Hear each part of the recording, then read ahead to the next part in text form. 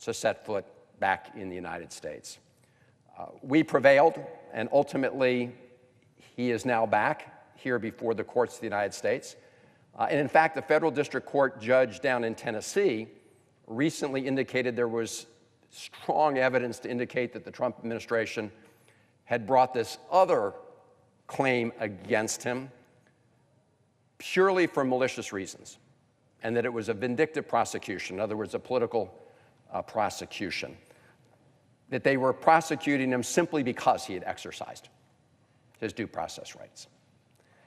It should not be a liberal or conservative, Democrat or Republican idea that in the United States of government, in the United States of America, we are not deprived of our liberty without due process, right? As you've been saying all night, that was a foundational principle based on the experience that we had under King George III, where people could just be abducted and without due process arrested. You've spoken about the assaults on the First Amendment. We saw very early in the Trump administration the crackdown on students who were expressing their views on college campuses. The administration didn't like the views they expressed about what happened in Gaza, and so they literally locked them up. Now, again, fortunately, the courts have intervened, and most of them have been released from prison. Their cases are still pending, but the judges have made clear that what these students experienced was a gross violation of the First Amendment in the United States. And of course, we saw that continuing, as you've indicated, with the weaponization of the federal government, whether it's the FCC or other instruments of the federal government, to try to deter, crack down, stop speech that the President of the United States doesn't like. We saw the whole Jimmy Kimmel case, where for a period of time, ABC did take him off the air. And I want to thank all people across the United States who rose up and said, that is wrong, that is unconstitutional. Many people canceled their Disney subscriptions. And this is a moment where all of us as Americans need to stand up and recognize, as you are this evening, that we are right now living under an authoritarian president. We've seen, and you've experienced it firsthand in your state of Portland, the president trying to implement the statement he made, the outrageous statement he made, that we are going to use American cities as training grounds for our military. I mean, regardless of someone's political views, they should recognize how un-American that is. And the list goes on, but another major assault by the President of the United States on our Constitution is one that you've been speaking about, and as the ranking Democrat on the Budget Committee and senior Democrat on the Budget Committee have been really leading the way on, is this direct assault on Article 1, this direct assault on the power of the purse. Because there were very good reasons that the framers invested the Congress with the power of the purse, and that power of taxation and the power of spending the people's money to make sure that our budgets reflected the will of the American people. And as you pointed out, it is simply illegal for the President of the United States to look at that budget and say he's going to cherry pick the parts he likes and implement those and discard the parts he doesn't like.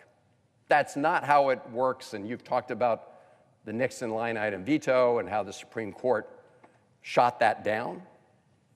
But this president is trying to do that, is doing it right now as we speak. And as part of the proposal that Democrats have put forward to reopen the government, and we want to reopen the government, we also would like to establish some guardrails to ensure that the President of the United States cannot engage in that illegal activity. And I call it illegal, and I'm on strong grounds to say so. The GAO, which is an independent watchdog, has reached that conclusion that the president has illegally impounded funds, that's the technical term, and they have found that the so-called pocket rescission is illegal. And I do want to also just, quote from Senator Susan Collins, the chair of the Appropriations Committee, which we both serve on. And she goes into a good description of why this unilateral impoundment of funds is illegal and unconstitutional. And she says, and I'm quoting here, "Any effort to rescind appropriated funds without congressional approval is a clear violation of the law." It's one of our Republican colleagues, Senator Murkowski, who's also on the Appropriations Committee, has also pointed out that this is an illegal action. It's one of a series of illegal actions the president has taken. And I want you, if you could, to talk about measures that we need to take to put up some guardrails and protections about it. You've done that through an amendment, the Merkley Amendment, with regard to the other part of the rescissions process. You've spoken eloquently about this issue, but if you could just go to the heart of the matter, why the president's unconstitutional withholding of funds is a direct assault on our democracy and the vision our framers had of checks and balances. When they said checks and balances, they didn't mean a blank check for a lawless president. So maybe if you could, Senator Merkley, if you could talk to that and answer that question. I very much appreciate your zeroing in on this question of how the president is violating the law and the Constitution by taking the power of the purse. But before I address that, I want to thank you for going to El Salvador to visit Abrego Garcia in prison, because if you'd not taken that initiative to highlight it, I don't know that he would ever have gotten out of there. The phrase used for that prison is, there's a one-way door going in and only coffins come out. That's the type of horrific situation. He may have easily been killed. He may have suffered the deprivations of that prison, been affected by health issues, and he may never have gotten the attention necessary for the administration to finally help facilitate his removal. By elevating that issue, you did two things. One is you helped that man return to his family, which is a huge victory. And I know he has more battles to come because of his being targeted. But second of all, you brought in an American recognition that due process matters, that court decisions matter, and that we're paying attention and we're going to keep making as much good trouble as we can when we see violations of fundamental rights for Americans, for the benefit of the individuals involved and for the benefit of everyone else, where we will hopefully dissuade the administration from violating the rights in the first place. So thank you so much for that trip and that undertaking. And in regard to the difference between a democracy and an authoritarian state, it often comes down to who controls the money. You control the money, you make the decision about what the programs are and how the programs are implemented and how much they're going to get. And in a democracy, you have a whole collection of voices from different parts of the country coming together to share their collective knowledge, the difference of their economies, their personal life experiences that give them insights on needs that are relevant, the needs that have been expressed that they have heard in their conversations with citizens, and that collected knowledge is placed into a plan for how we spend our resources in order to build a better America. And the values of our country are deeply embedded in those spending and program decisions. But in an authoritarian state, you have one individual, a man, potentially a woman, and that individual says, this is the way it's going to be. I like these programs, and I'm going to fund these. Those other ones, forget about them. And that, then we're in a dictatorship. And the president is exercising every effort to secure that power over programs. And it's not doing it secretly. Mr. Russell Vought, who was the OMB director at the end of the last Trump administration, and who is the architect of Project 2025, is very open, even before his hearing before the Budget Committee, saying, I believe in the unitary executive, and that the president can make the decisions and can impound funds. I don't agree with the Supreme Court decisions of the past, and I think we get the Supreme Court, we're going to get a different decision this time around. And we did get a little taste of that just recently in a shadow docket decision in which the question was, if the president submits a request to reverse a funding decision, that's called a rescission, but reverse a funding decision, submits it within the last 45 days, and there's a 45-day grace period in the law that the president doesn't have to disperse the funds, and therefore you reach the end of the fiscal year and poof, now you're outside the window. And that money evaporates. The authority to spend that money evaporates. So that was the strategy that was tested with the court. And I expected the court to say the following. In the rescission law, it says no rescission, no undoing of the existing spending, is in fact legitimate unless it's been submitted to the House and Senate and voted affirmatively by the House and Senate. Now, the House and Senate don't have to, well, they don't have to do the whole proposal the president sends. They can pick pieces. But the pieces that pass both chambers, then the president can shut down that spending. But in this case, there was no vote of the House and Senate to undo existing law. And yet the court said, well, we're giving deference here to the president. And since the fiscal year expired, well, we'll not cancel that strategy. So they empowered what is essentially, yes, Mr. President, you can slow walk the funding, file in the last 40 days a proposal to undo the funding, never get a vote on it, and you can wipe it out on programs you don't like. So the court has given much more power on this, where previously the courts said, it's very clear in the Constitution, the power of the purse is with Congress. It says it right there in Article 1, and hell no, you can't delegate that to the president, and hell no, you can't impound the money. But in this case, a court that is much more deferential to giving power to the executive did exactly that.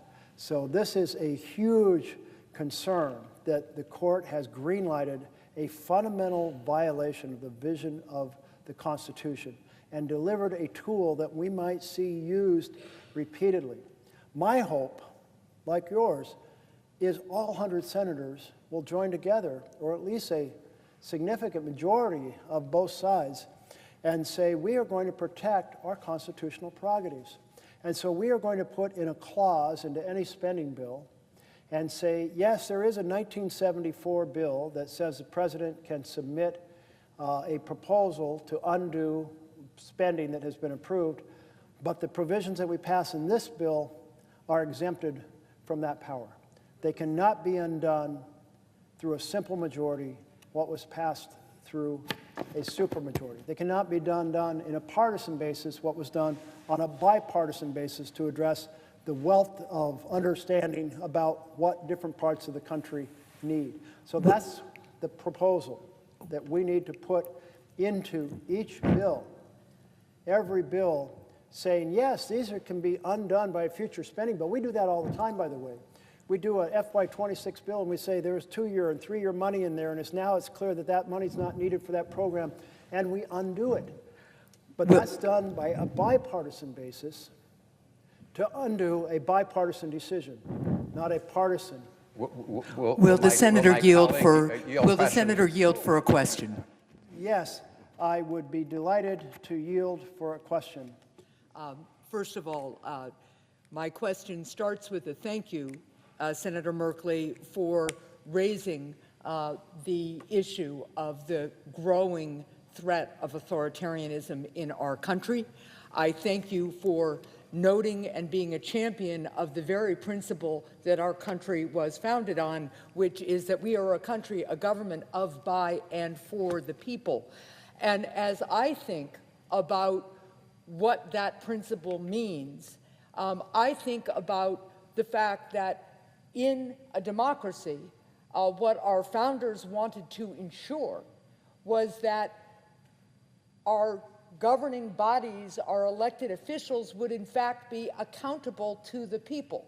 So what does being accountable to the people you represent mean? Well, about 50 years ago, this Congress came together and in a bipartisan way passed something called the IDEA, the Individuals with Disabilities Education Act. Why? Because families all across this country, from every political persuasion, understood that their children with disabilities could learn and thrive if they had access to public education just the way other kids did. And because families spoke up, because individuals spoke up, we now have seen 50 years of IDEA, special education, in our schools. We have more work to do in that direction, to be sure. We need to get more resources to our local schools the way the IDEA originally promised we would from the federal government.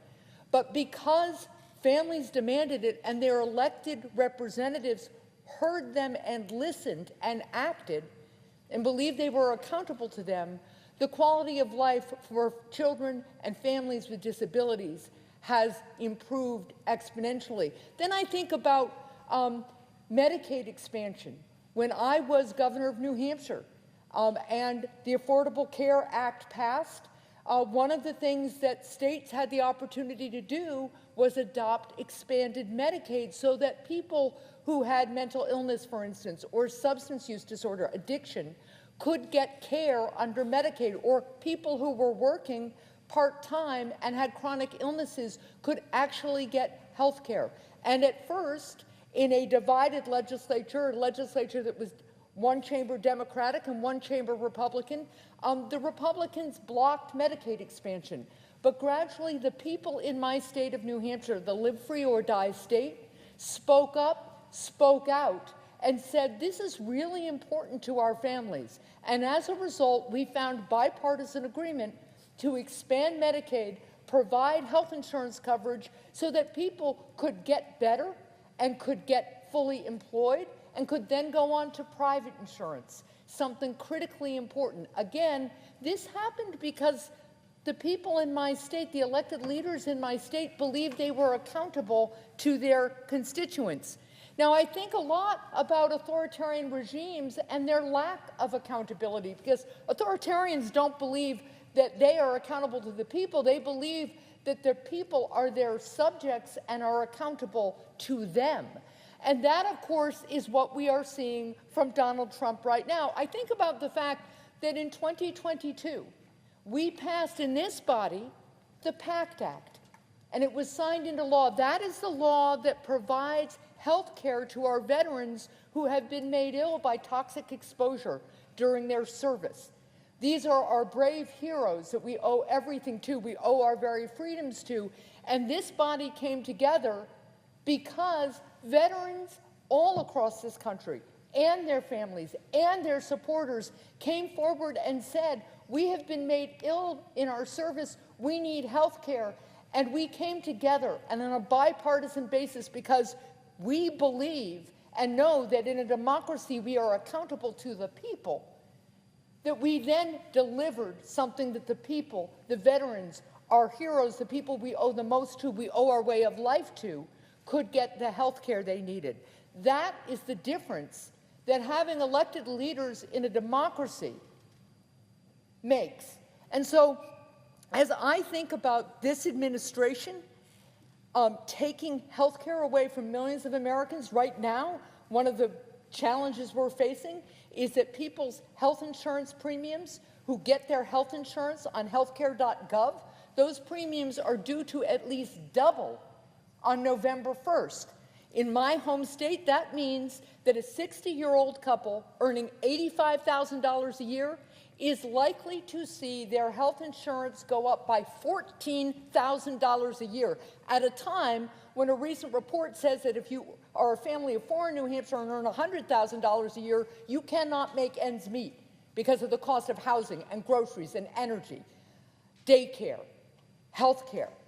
So we now have an administration led by a president whose authoritarian tendencies you have laid out so well, who is standing idly by while this healthcare calamity is facing us. Because, of course, it's not just people who get their health insurance on healthcare.gov who are going to see their costs skyrocket. It's going to be the entire health insurance premium marketplace that is going to see increases. So we are looking at a president who is busy building ballrooms, buying vanity airplanes for his Secretary of Homeland Security, doing all these things to satisfy himself and the people around him, but who doesn't seem to believe he's actually accountable to the people. I always thought that in the United States of America, we weren't subjects to be ruled, we were citizens to be heard.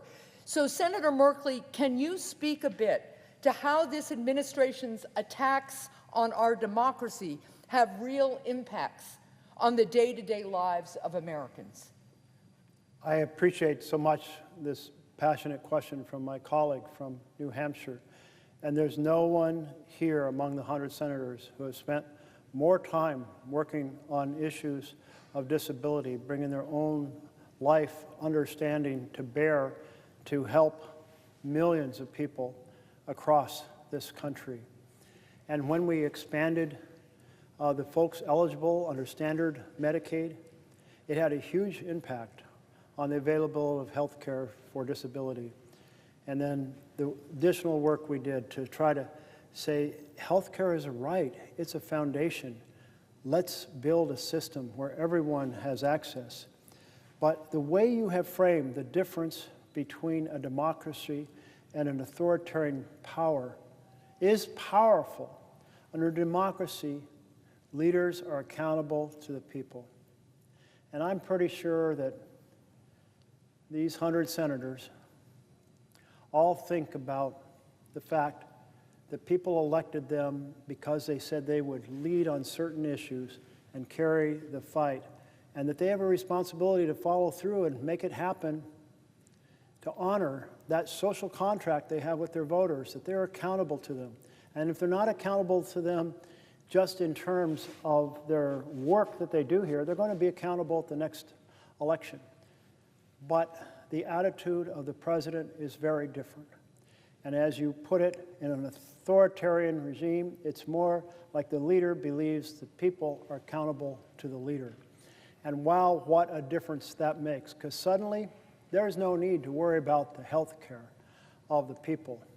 And you can lay out legislation that does damage to the people, but takes good care of the rich and powerful, because that's the world you live in, and you want to help those folks, and that's just okay because you're not accountable. And that's the connection we see between the authoritarian presence of the president, who proceeds to attack and diminish due process, free speech, academic freedom, free press, proceeds to weaponize the Department of Justice to go after his list of perceived enemies, and then strives to create conflict in order to send the military in to address the conflict and expand his authoritarian power. So that's one world. But on the other end, we have the legislation he championed. And how could a leader accountable to the people do a bill, support a bill that cuts 15 million people off health care in order to fund tax breaks for billionaires, or run up 30 years of debt 30 trillion over 30 years to run tax breaks for billionaires. That debt is going to haunt us in the future in terms of being able to do basic programs in healthcare, housing, education, infrastructure, job creation. And the answer is because he's an authoritarian leader. And that's how these two things are connected. And these real impacts that you're talking about are so evident. Child nutrition programs, savaged to do tax breaks for billionaires. And here we are in this Republican shutdown designed to ensure that the cuts to health care continue. And there's more damage to come to ordinary people. States will run out of their women and children funding. States will run out of other basic programs. Food banks are going to run out of food probably because of the additional burden that they're sharing. And not one element on the president goes, I'm accountable to the people. I'm supposed to be here driving welfare for our entire nation. I can't let the health care go double in price, as you pointed out, on average across the country. I can't allow a program go into effect 15 months from now. In January 2027, there was millions of people losing their Medicaid. And then even in that bill, he has a third attack on health care, which is to change the way that states can receive or develop their match. And if states can't raise enough money to do the match, they've got to really shrink the programs. And that's like a 2028 impact. So it's like impact, savage, the health care in multiple layers. And this is the connection between the authoritarian mentality and the real effects that devastate families in our country. Well, would you yield for another question, Senator? I would love to yield for another question. Because as you were talking and as I have been thinking about the various ways in which a true democracy delivers results for its people, I mentioned in my prior question the fact that we passed in 2022 the PACT Act. And, you know, I was with a group of veterans right after we passed the PACT Act, and I thanked them for all the advocacy that they had done to get it over the finish line. And then we got talking about the war in Ukraine and why it was so important to stand up with the Ukrainian people who are fighting for the very freedom, for the very form of government that we so cherish, our democracy. And I found myself asking them the question, and I'll ask it to you now, Senator, would Vladimir Putin take care of his veterans the way the PACT Act proposes to take care of our veterans? So what are your thoughts about that? Thank you for posing this question, which has not come up in the many hours that I've been standing here, but is very relevant to the question of what happens under authoritarian control. And first, recognize that Russia retained some trappings of democracy, but it's clearly a dictatorship. And that's the danger. When you have that authoritarian presence, certainly Putin is that personality. And he did get the Duma basically to become the rubber stamp. And he did get the courts under his control. And everything that flows out from his authoritarian presence. And when it comes to how he views the Russians that he's sending to war, he sends them expendable pawns. I mean, they were sent on unbelievably unsupported missions to be shredded. And over time, certainly the Russian military has gotten much better. But in those phases where he just wanted to pour people into the front and enormous numbers were dying, I still think actually the number is pretty high per day, it was like, again, he's not accountable to the people. And one thing he did, which was very effective, is control over the press. Because I expected the mothers of all those folks being sent in to be shredded to become a massive force, that irresistible force that would shake the foundations of Russia. But they didn't, in part because the information was so dramatically controlled. And this is where even these early stage efforts to control and discourage dissent, or I guess you could say uncomplimentary programming by our networks or by our newspapers, the suits that have been filed against CBS and ABC and told basically you have to pay off these suits if you want the government to do its basic function to approve your mergers. The attack on public broadcasting and the attack on the Wall Street Journal and more. I mean, the list is long.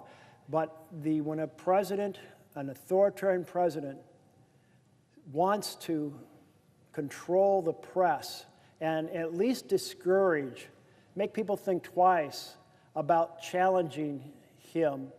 I mean, a $10 billion suit against the Wall Street Journal, I don't know where that will end up, but I imagine there are folks thinking, do I need to be more careful in what I say in this story? Oh, my news agency might get kicked out of the White House briefing. Oh, that's another strategy to cut off. So you have, the answer is no, I do not think the PACT Act, which said, hey, our soldiers were exposed to these chemicals, and there's a lot of diseases that flow from that, and we should absolutely make sure they get treatment, and we shouldn't put them through a long list of, oh, maybe somehow, somewhere you have to prove it. How do you prove that disease, when we probably started, but how do you prove it? PACT Act, great act. And on Ukraine, I mean, here is a country that threw out a president who was trying to put them under a thumb of Putin. Here is a country that said, we're not asking you to come to fight with us, but give us some arms. We are fighting for our own freedom. This is a country that said, we reject the idea of having a dictatorship, Putin style.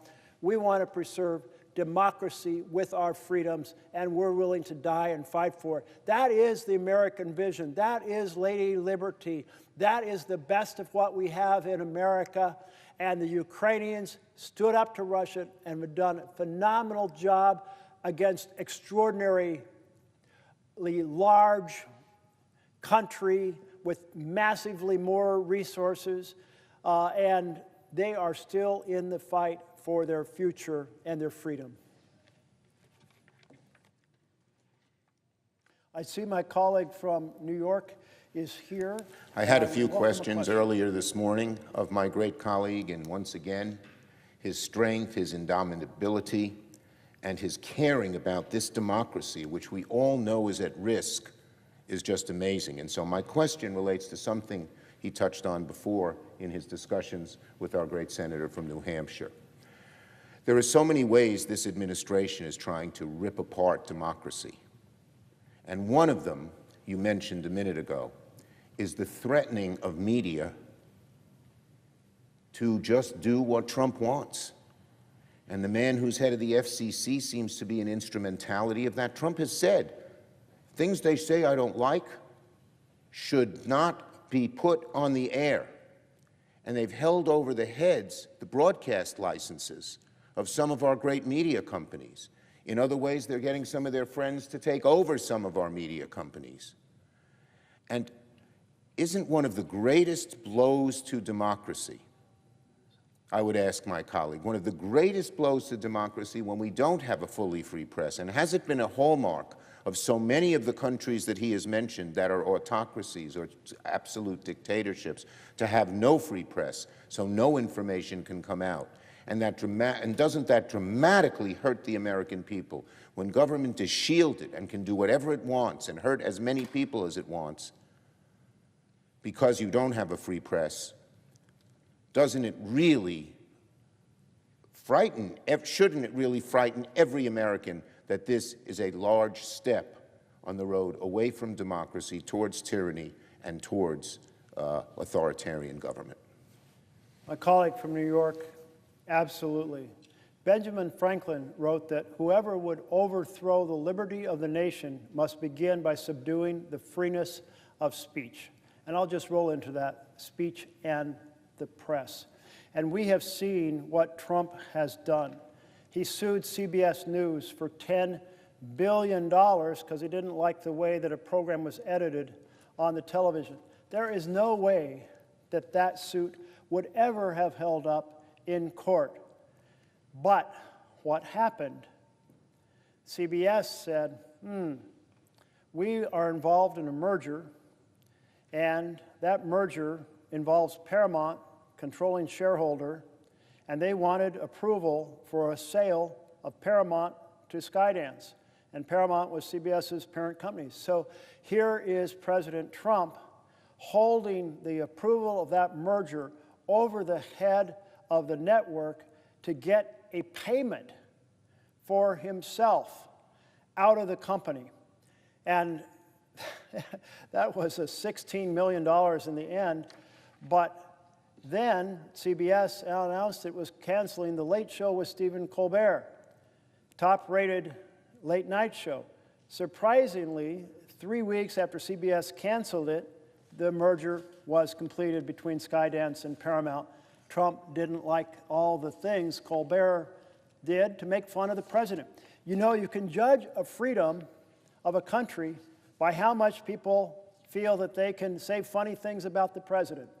And I've thought many times, I come to this floor and I criticize the President of the United States. I've come to this floor and criticized the Democratic presidents for things they're doing. And I do not leave here thinking someone's going to jump out of a car, grab me, throw me into a van, I'm going to be disappeared or tortured. Yet that is so common in authoritarian settings. And it's so actually disturbing to me, is one reason that I constantly raise the fact that I hate that we are seeing forces deployed across the United States that do not have an individual identifier, because that makes me think about when people jump out and grab people, and they did this at the protests in 2020 in Portland, no label, threw them into vans, unmarked vans. You didn't know what the hell was going on.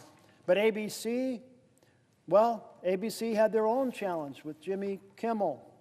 And there was a situation where Nexstar and Sinclair, they own dozens of ABC affiliates. So let me just say that the list is long, including excluding companies or broadcast writers, reporters from the White House briefings. And now, most recently, telling all the reporters at the Pentagon that they have to not ask any questions in the Pentagon or they're going to lose their access to be reporters on the Department of Defense. I thank my colleague for, once again, a great answer. The freedom of the press is at risk, and if the freedom of the press is at risk, so is our entire democracy. I see that my colleague from Massachusetts has come, and I know she will have some excellent, thoughtful, and perceptive questions. So I will yield back to my friend from... I'm so glad that you emphasized the issue of freedom of the press, and amazingly how it's under attack in all these different ways. Here in the United States of America, it's unbelievable. And it's why I'm ringing the alarm bells. The authoritarianism is here now. Thank you, Mr. Leader. And I see that my colleague from Massachusetts is here. Yes. And I would welcome a question if you have one. I do. Mr. President, I'm seeking recognition. Senator from Massachusetts. Thank you very much. My friend Senator Jeff Merkley is ringing the alarm bell. He is carrying the momentum of millions of peaceful protesters at No King's Day directly onto the floor of the United States Senate for all of the spineless Republicans in Congress to see. I want to be clear here. Peaceful protest is patriotic. Holding the floor to protest the Trump administration's lawlessness is patriotic. Standing up for what is right, that's patriotic. And I am proud to join my friend Jeff Merkley in saying this part out loud. Donald Trump is not a king, he will never be a king, and America does not bow down to kings. So thank you, Jeff, for reinvigorating that energy and bringing it to the floor of the Senate today and every day. You are a true patriot. So let's talk for just a minute about what's going on here. New reporting from the Wall Street Journal this morning says that the average cost of a family health insurance plan is now $27,000 a year. That's a stunner. $27,000. And that's after years of rising costs. The cost of health care is rising faster than inflation. Health care is too expensive, and families are barely hanging on. So what do we have to do? We have to protect Americans' health care and lower costs for families. Seems pretty obvious, right? Not to Donald Trump. In fact, Donald Trump and Republicans are doing the exact opposite. Their genius plan was to pass legislation that will rip away health care from 15 million Americans, jack up premiums for millions more, force rural hospitals and community health centers to close down, and shut down the entire government instead of coming to the table to save health care and lower costs. Now, Republicans go to the doctor. Make no mistake, our health care system is already broken, but Donald Trump and the Republicans are making the problem so much worse. Families in Massachusetts are now starting to get notices this week telling them that their health care premiums are going up next year. We are taking hundreds of dollars a month. Some families are seeing their premiums more than double. Others will get priced out of their plans completely, leaving them with no coverage at all. And it's not just Massachusetts. Americans across the country are counting on us to lower health care costs. And I want to share some of their stories right now. From a family who gets their health care through the health care exchange, quote, "If our premium doubles, we will simply not be able to afford it.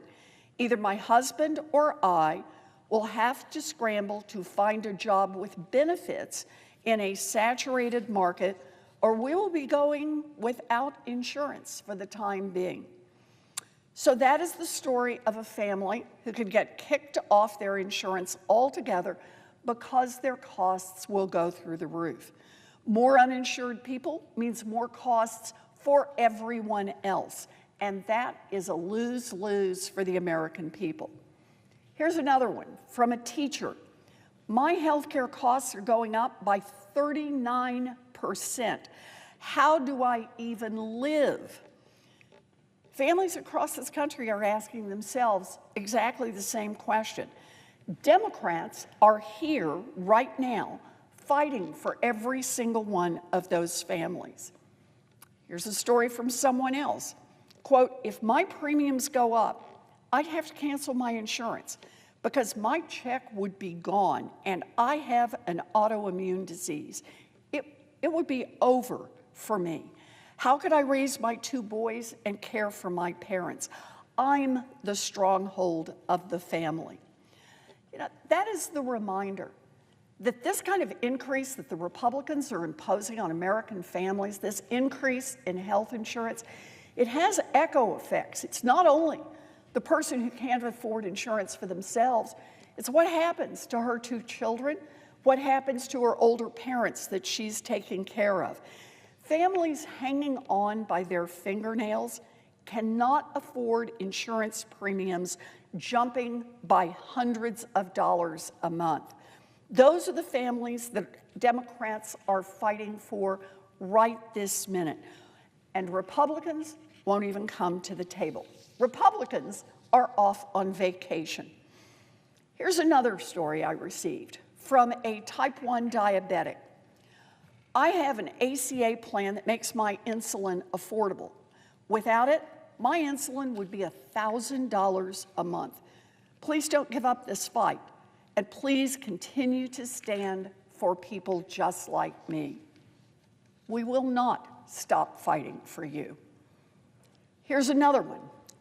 "Ours will go from $1,300 monthly to $3,600 monthly. It is harrowing." Look, $1,300 monthly, $1,300 a month for health care is already too much. But this family will now have to pay nearly triple For families already struggling with the rising cost of everything, they cannot afford to shell out an extra thousands of dollars every month for health care. So you're hearing all of this right. Americans are struggling to get by. Republicans won't come to the table to fix it and end the government shutdown.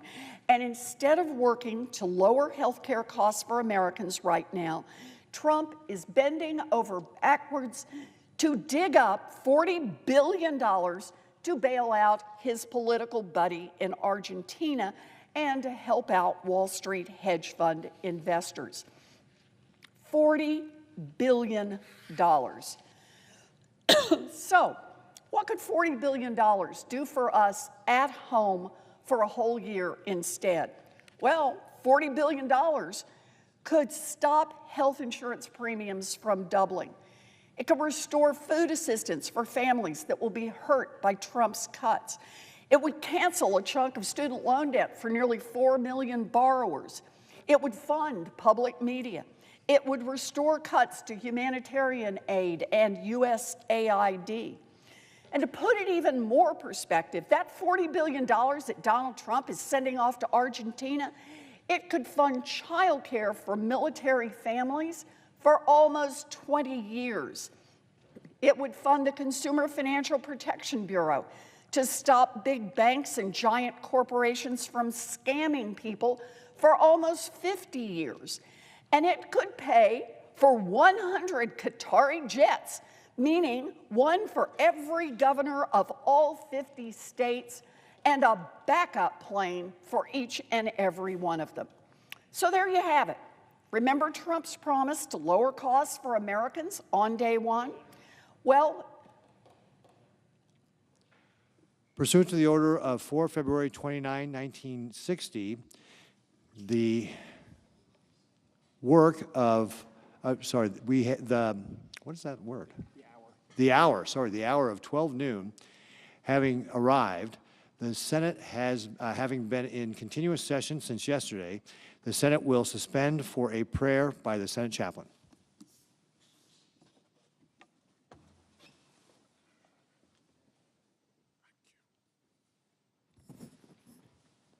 Let us pray. Eternal God, who alone spreads out the heavens and rules the raging of the sea, we cry out to you, refusing to believe that the problem of this government shutdown is too difficult for you to solve. Lord, you have been our help in ages past. You are our hope for years to come. Today, give our senators a faith that will not shrink, though pressed by many a foe, that will not tremble on the brink of any earthly woe. We promise to give you all the glory for the great things you have done and will do. We pray in your mighty name. Amen. Thank you, Chaplain. The Senator from Massachusetts. very much. You know, I want to go back to this point as I tee up the question for Senator Merkley here, and that is Donald Trump right now is sending $40 billion to Argentina.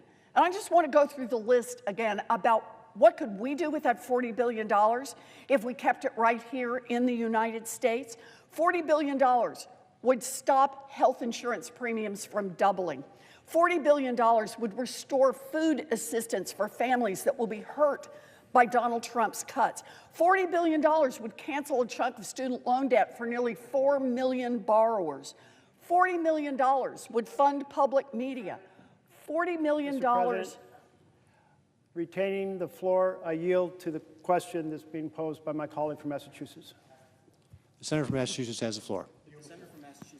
I yield the floor. If the Senator from Massachusetts wishes to, oh, no, I think I yield for a question to be posed by my colleague from Massachusetts. The senator from Oregon is recognized. Thank you very much, Mr. President. I see that my colleague from Massachusetts is here and has gotten half of a question out. And if you'd like to continue the question, I invite you to give me a question. Okay. Almost there. Am I recognized to do that, Mr. Chair? Or Mr. President? The senator from Oregon has the floor and has yielded you for a question. All right. So as I was saying, I was talking about what the $40 billion that Donald Trump is sending to Argentina could be used for here at home.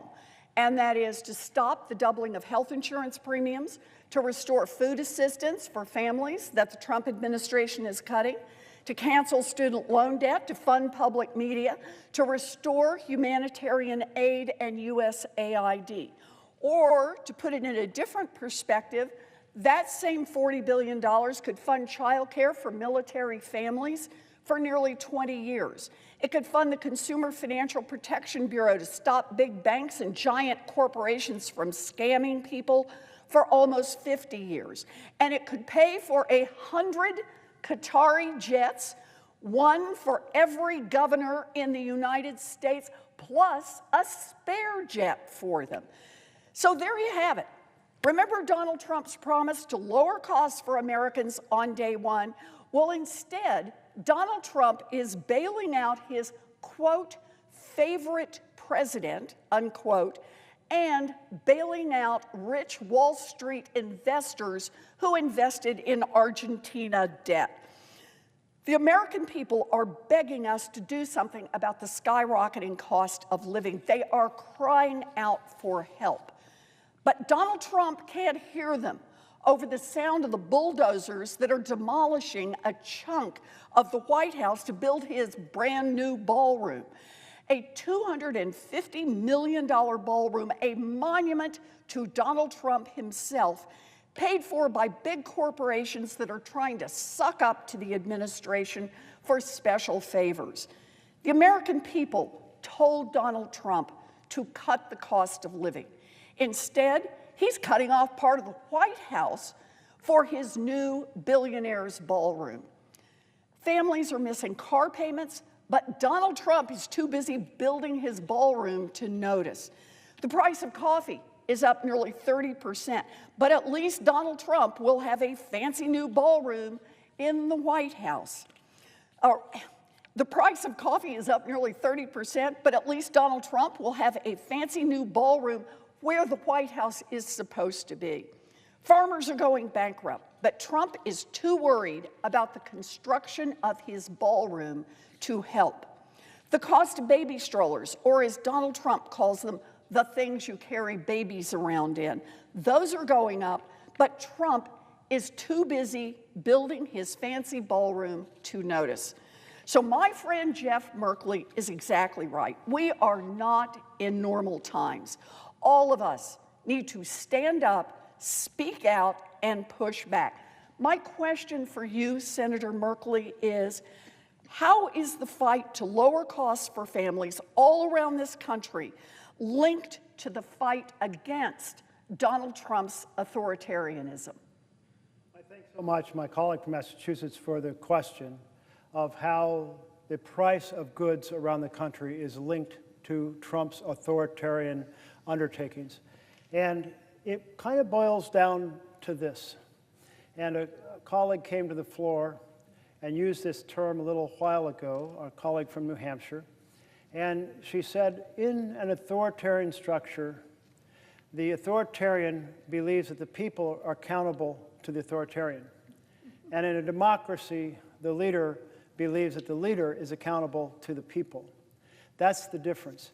And so if you are in a situation where you have an authoritarian for the president, first thing they do is try to erode the checks and balances of the constitutions to concentrate more and more power in the executive. Of course, we see that in all kinds of ways we've been discussing this morning. Then they proceed to try to change the rules for elections so that they can rig the next elections. And then they start to attack any form of dissent, suppress freedom of assembly, and freedom of press, and freedom of speech, and due process. And we see that. And then they say, now we want to free the military. But in all of that is this sense that the people are simply pawns for the authoritarian president. And then, in that setting, it becomes just fine to do a bill that savages health care for the people to fund tax breaks for billionaires. It becomes just fine to do a bill that savages child nutrition to do tax breaks for billionaires. It becomes just fine to run up debt over the next 30 years, 30 trillion, to fund tax breaks for billionaires. That's the way that the authoritarian personality is connected to the policies that emerge from bills that authoritarian champions. They're not bills by and for the people, they're bills by and for the powerful. I see that my colleague from Connecticut has come to the floor, and I would be happy to yield if you have a question.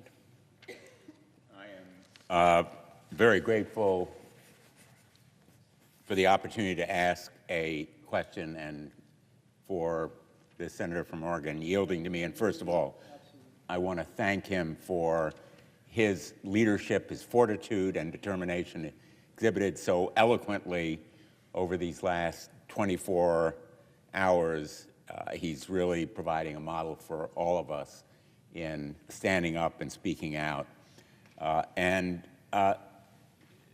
me say, after listening to the eloquent words of my colleague from Massachusetts, that the destruction that Donald Trump is doing to the White House is emblematic of the wrecking ball he is taking to our democracy. Put aside the waste of money that could be used to improve our education system, solve food insecurity, guarantee the election integrity of this nation.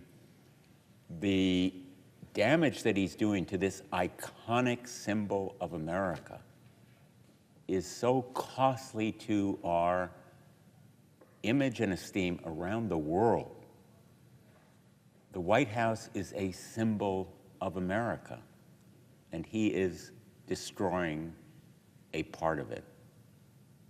What he intends to build as a replacement to the East Wing is a gargantuan insult to America.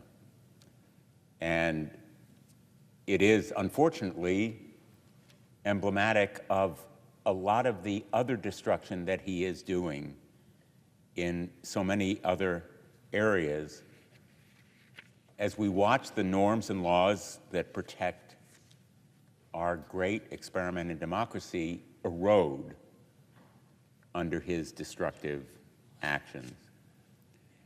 In some ways, it's a little bit like the frog in the pot. The water begins to heat without our noticing it. The acts seem benign when taken individually, but cumulatively, they will boil and destroy our democracy. The president has turned the Oval Office into an auction house. He has put a for sale sign on the White House lawn. Influence and power are the way to a quick profit, whether it's crypto or pardons or many of the other perks of office. He is using it for his own personal ends and weaponizing the Department of Justice against his personal opponents, his political adversaries, a violation of basic norms of the Department of Justice and of our democracy. He is prosecuting political enemies in courts that he's filled with MAGA zealots and a Department of Justice that's run by his personal lawyers, and he's punishing constituents of Democrats by canceling billions in federal programs and firing dedicated public service during a government shutdown when he simply fails to find them worthy.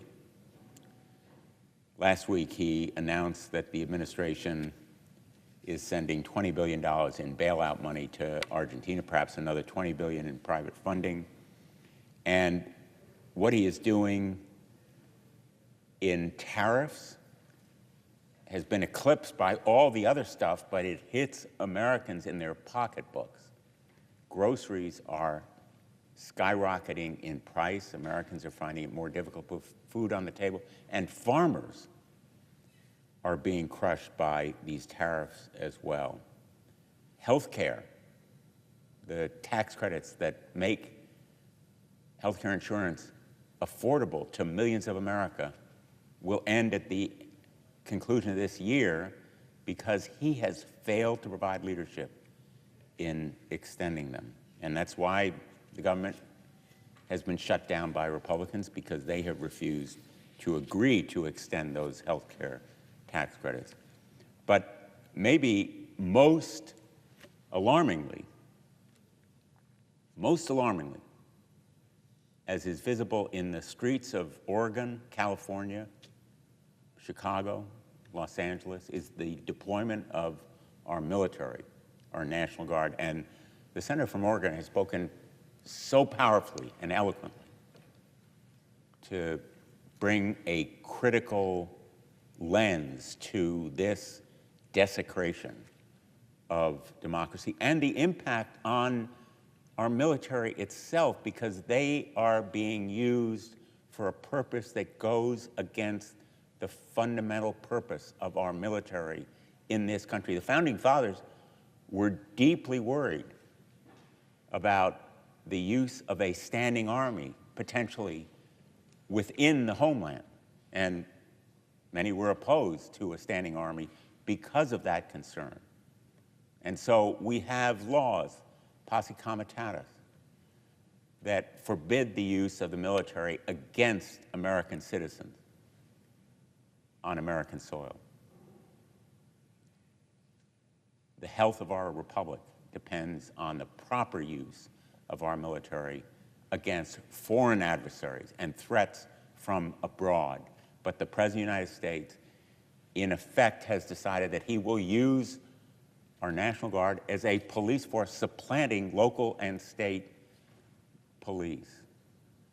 And the damage is done not only to institutions, which should be supported, and we should be providing more resources to local and state police, more training and equipment to them, so they can do the job of keeping order and maintaining our democracy, but also to the military itself, which is demoralized and potentially degraded by the misuse of these resources that are designed to support them in countering adversaries abroad.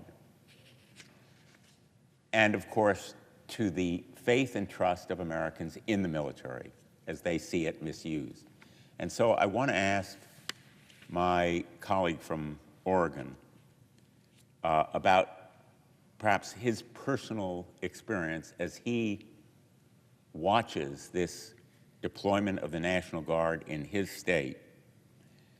How are the people of Oregon reacting to the misuse of our National Guard? Is their faith and trust in the military affected by the President's deployment of the National Guard in a circumstance that a federal judge has found is unnecessary, because whatever protests have happened in the past weeks and months have been peaceful and without the necessity for this kind of military intervention? Well, I really appreciate the question from my colleague. And we're in an interesting moment right now, because unless there's a decision that has been made while I've been speaking, and that's certainly possible, given the amount of time and the shift, there has not yet been a decision by the district judge to dissolve the second temporary restraining order.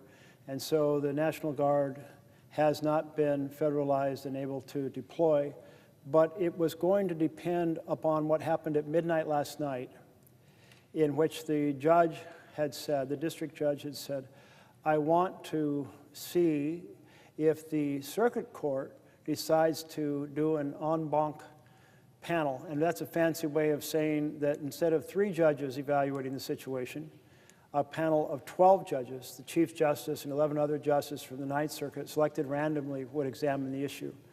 And if that was on the verge of happening, my impression was she was going to hold off.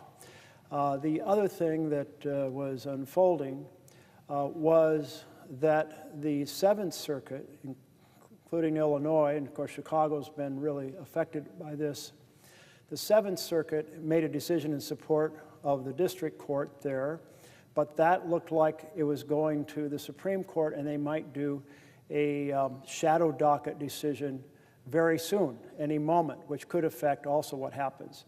So my guess is soon. If none of those happens, my guess is that soon, in fact, the second temporary restraining order will be dissolved, and that will give the ability of the National Guard to be in their mission. And I think there has been a lot of effort put into saying, these are our Oregonians. These are our soldiers, our folks that we've gone and supported them as they've gone on missions to Iraq and missions to Afghanistan and missions elsewhere in the world. And we go and we welcome them home. And that we think that they will have a very deep understanding that whatever they're instructed to do, they will not deliberately do provocative things. The thing that would really sour the situation, and I'm putting up a little picture here that I know you can't see, but it's a picture of one of the federal agents, not the Oregon National Guard, walking up and just spraying a protester straight in the face.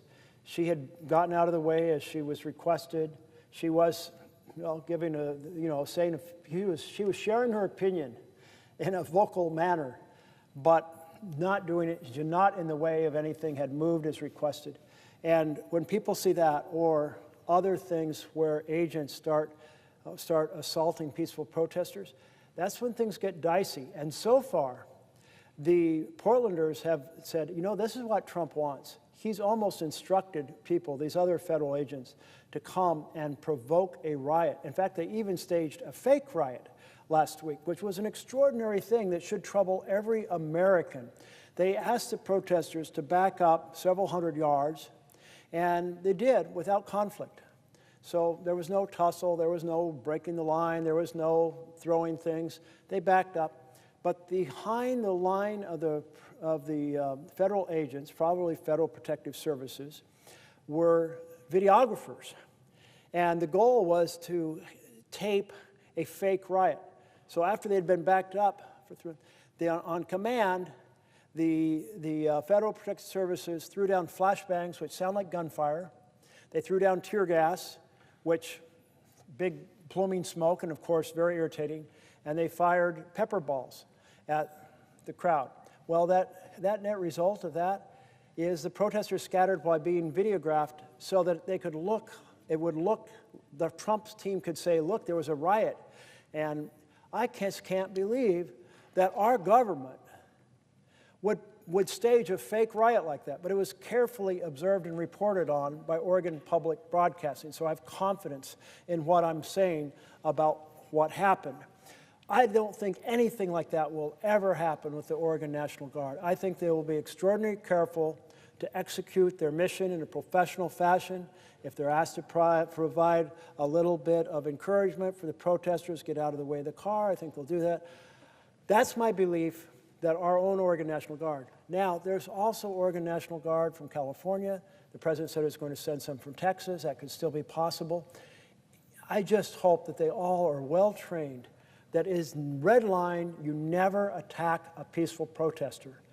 That so far, the Portland protesters have decided to engage in joy and whimsy. And they have just frustrated the hell out of the Trump team because they want riots. And no, there's the pastries and pajama team, and there's the puppy dogs for peace team, and there's the wedding taking place, and there's the unipiper doing the bagpipes on his unicycle, and there's the folks putting down candles on the ground and flowers in the air, and just basically and doing the cha-cha slide. And I have no idea how to do that, but maybe I'll learn down the road here. But this type of joy and whimsy has been a terrific way to respond to Trump trying to provoke violence and failing to do so. And I think the Oregon National Guard will be extremely professional. If my colleague would yield for one more quick question. Yes, I'll yield for questions.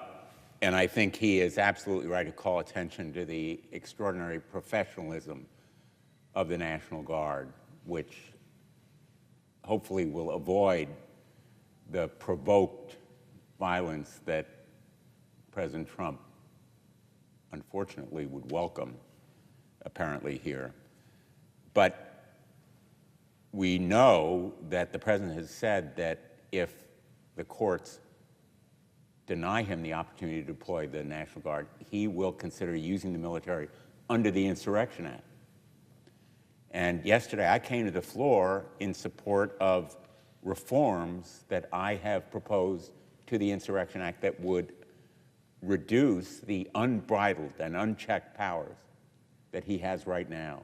The Insurrection Act makes modifications to the posse comitatus law in ways that potentially provide him with unbridled authority. And so my reform bill would require accountability, would enable use of the military in the event of a claimed rebellion or insurrection for a limited amount of time, require the President then to come to Congress and make the case and Congress to approve a set of reforms that would protect the American people against misuse of the military in the event that he could not deploy the National Guard in this way. And so I want to ask my friend from Oregon, and I believe I know the answer because he has supported reforms in the past, whether these kinds of reforms to the Insurrection Act are important and necessary to protect the American people and the military itself against the kinds of misuse of powers that could occur. The reforms that my colleague speaks of are incredibly important because we have a standard under Title 10. Under Title 10, which is the federalization of the National Guard, the standard is there has to be a rebellion or there has to be an invasion. A rebellion, a sizable group, well-organized, well-armed, seeking to overthrow the government. An invasion, a significant military force coming across to attack us. They're well-understood terms. Even with that Title 10, I am very nervous because even though the law does not say give deference to the President in Title 10, two judges said you should give deference to the President, which I find absurd because what it means is these standards that were crafted in legislation here, I'm sure broadly and intensely debated and said, no, it has to be a rebellion or it has to be on the verge of a rebellion. And the understanding what that would look like. And to say it's a rebellion just if the President says there's one when there's nothing, like that type of deference, that's just throwing open the gates to say an authoritarian president can roll out the military under Title 10. That's scary as hell. But the Insurrection Act, in a way, is even scarier because it does have an explicit deference to the executive. And so while it has a standard, it says in interpreting that standard, there should be deference. And I have read a number of analyses that say there is no way that the Supreme Court's not going to essentially say if the President interprets what's happening, given the language that exists there. I mean, that was written with the belief we would always have a capable, responsible defender of the Constitution in the Oval Office, and we don't. So reforming that act and closing that loophole, absolutely incredibly important to save our republic.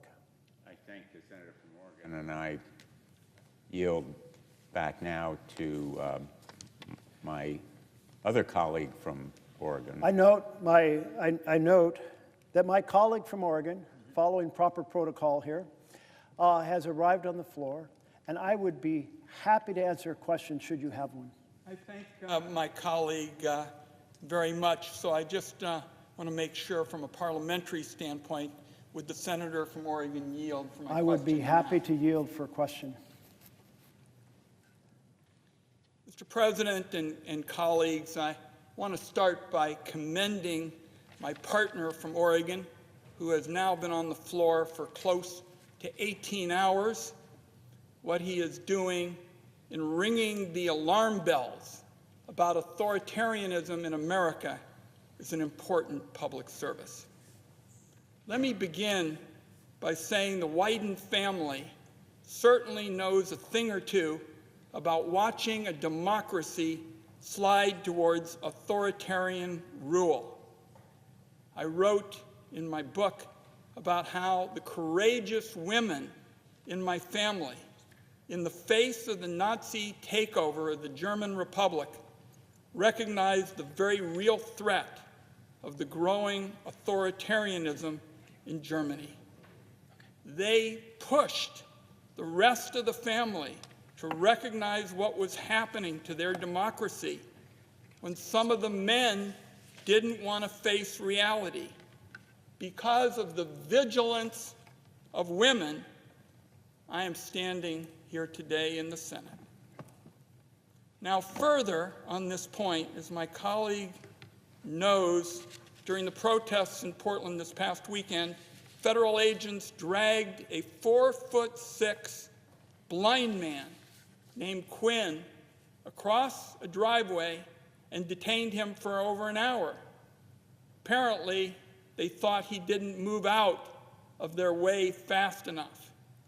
It's hard to imagine, it's been reported in publications in the Oregonian and the like, how anyone could see Quinn as a threat. As he put it, I think they wanted to make a point, so they picked the weakest person they could find and make a big show about it. What Donald Trump and the Vice President are offering us is indeed an authoritarian playbook. Attack the weakest in order to intimidate the rest of us. And that is why it is the obligation of all Americans to pay attention to all of the discussions on this topic and to speak out and not yield. The American abolitionist told me that eternal vigilance is the price of liberty, to keep the powerful from stealing from the many for the few. Senator Merkley, I'm interested in what you think Americans should do to secure the benefits of liberty for themselves and their families and future generations. And what do you want Americans to take from your speech today? Thank you so much to my colleague from Oregon for this question. And it's very powerful to think about how fast the menace grew to the Jewish community in Germany, and how if one did not recognize that threat, and if I understood right, the women in your family were the ones that said, we have to get out of here. That's correct. And saved their future and therefore your future. And why do we have to have a world where powerful engage in these assaults based on race or religion or ethnicity? I sometimes hear Rodney King in my head, why can't we just all get along after he'd been badly beaten? And the fact is, it seems like we have a long ways to go to erase prejudice from our hearts. And when people gain positions of power who carry that prejudice in their heart, it often becomes open hatred and amplifies the ability of others to to more openly discriminate or engage in provocative acts. So anyway, I hope that generations to come will find a better path. But in your question on securing liberty, this most important message is, and I'll have my team put it back up, is the alarm bells are now. The authoritarian actions are not down the street. They are not around the corner. They are not something to worry about 2 months from now. They are here right now. All the basic characteristics of authoritarian control are present at this moment in the United States of America. Stealing the power of the purse so that the president makes decisions on what programs are funded. Taking and ignoring due process, which is our guarantee of freedom from authoritarian state. Attacking the issue of liberty for the press to be able to write what they want and not be compelled through using licenses or mergers as a way to coerce them to put up what the government wants. Telling the universities that they need to shape their education the way the president wants and support his political agenda. Are you kidding me? And so forth. And then weaponizing the Department of Justice to go after an enemies list. So it's here now. That's the main thing. And what Americans do with sincere liberty, what you did on Saturday. What you did on Saturday, 7 million people taking to the streets, the largest demonstration in the history of this country, saying no kings in the United States of America. Our presidents are not kings, our laws are not suggestions, and our Constitution is not optional. Because that outcry, both inside a chamber like this, but very importantly in the streets, is the outcry that tells the rest of the country this is not okay. This is not acceptable.